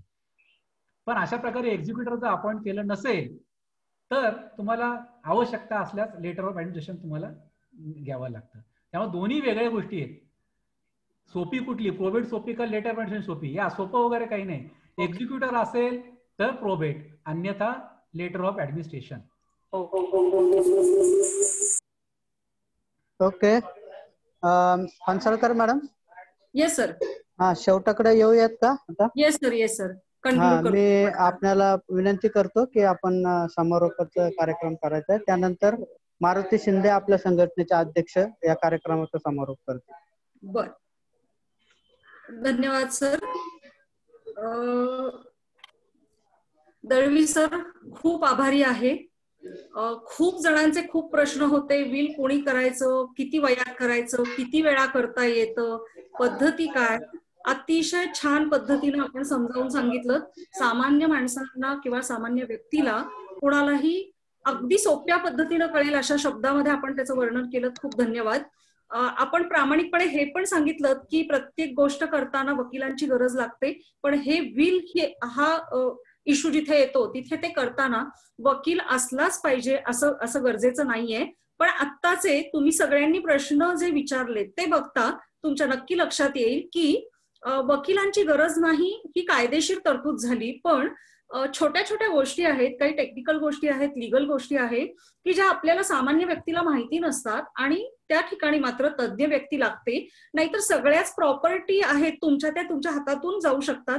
अर्थातच त्या तुमच्या नंतर जातील, पण निश्चितच तुमची इच्छा की आपण जिवंत असताना असं ठरवलेलं होतं आणि त्या मिळकतींचं वाटप योग्य प्रकारे झालं नाही तर निश्चितच त्या व्यक्तीची इच्छा अपुरी राहिली असं आपण म्हणू शकतो. तसं होऊ नये म्हणून प्रत्येक व्यक्तीने, आम्ही असं अपील करतो वकील सर्व लोक, की प्रत्येक व्यक्तीने आपलं विल करून ठेवावं. आता सरांनी खूप छान पद्धतीनं आपल्याला समजावलं विल कधी करायचे, कोणी करायचे, काय पद्धतीनं लिहायचे, त्याच्या चांगल्या वाईट बाजू काय काय आहेत.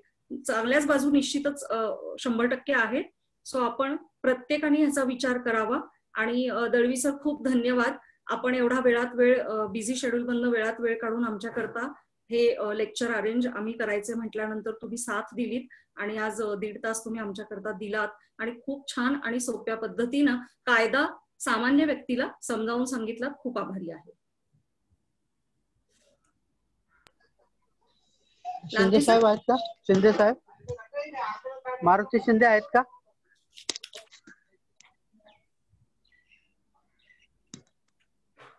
शिंदे सर, आजच्या कार्यक्रमाचं नियोजन करण्यात आलं होतं. अतिशय सुरेख असं मार्गदर्शन ऍडव्होकेट श्रीकांत दळवी सरांनी आपल्याला केलेलं आहे आणि याचा सर्व अधिकारी कर्मचाऱ्यांना निश्चितच भविष्यात फायदा होणार आहे. सरांनी आपल्याला आपला बहुमूल्य वेळ दिला आणि या विषयाचं अतिशय सखोल आणि अतिशय बारीक सारीक गोष्टीचं जे काय आपले बारकावे आहेत ते सगळे सांगितले. जे कायदेशीर न सांगता त्यांनी आपल्याला जे काय रोजच्या जीवनात आपल्याला त्याचा कसा उपयोग करता येईल ते सांगितलेलं आहे. त्यामुळं अशा पद्धतीचे जर अजून छोटे छोटे विषय सरांनी आम्हाला दिले भविष्यात तर खूपच छान आणि उत्तम काम आमच्याकडून होईल. मी सरांना आणि पन्साळकर मॅडमला विनंती करेल की भविष्यात अशा छोट्या छोट्या विषयावर आम्हाला नक्कीच मार्गदर्शन करा. आम्ही आपल्या बरोबरच राहू. आणि आजच्या या गणेश चतुर्थीच्या सर्वांना मी शुभेच्छा देतो आणि कार्यक्रमाला विराम देतो. आजच्या सगळे वकील बंधू जे उपस्थित राहिले त्यांचं देखील मी स्वागत करतो, शुभेच्छा देतो त्यांना. आमचे GT महाजन साहेब आहेत जळगाववरून, ते देखील उपस्थित होते, त्यांचं देखील मी आभार मानतो. चौधरी साहेब आहेत, मोहन राठोड साहेब उपसंचालक माहिती आहेत. सगळ्यांचे नाव उल्लेख करणं शक्य होणार नाही, तरी आमचे सर्व अधिकारी बंधू, कर्मचारी बंधू, संघटनेचे पदाधिकारी यांचा मी आभार मानतो आणि आजचा कार्यक्रम संपवतो. जय हिंद, जय संघटना. धन्यवाद. आपण कोणत्याही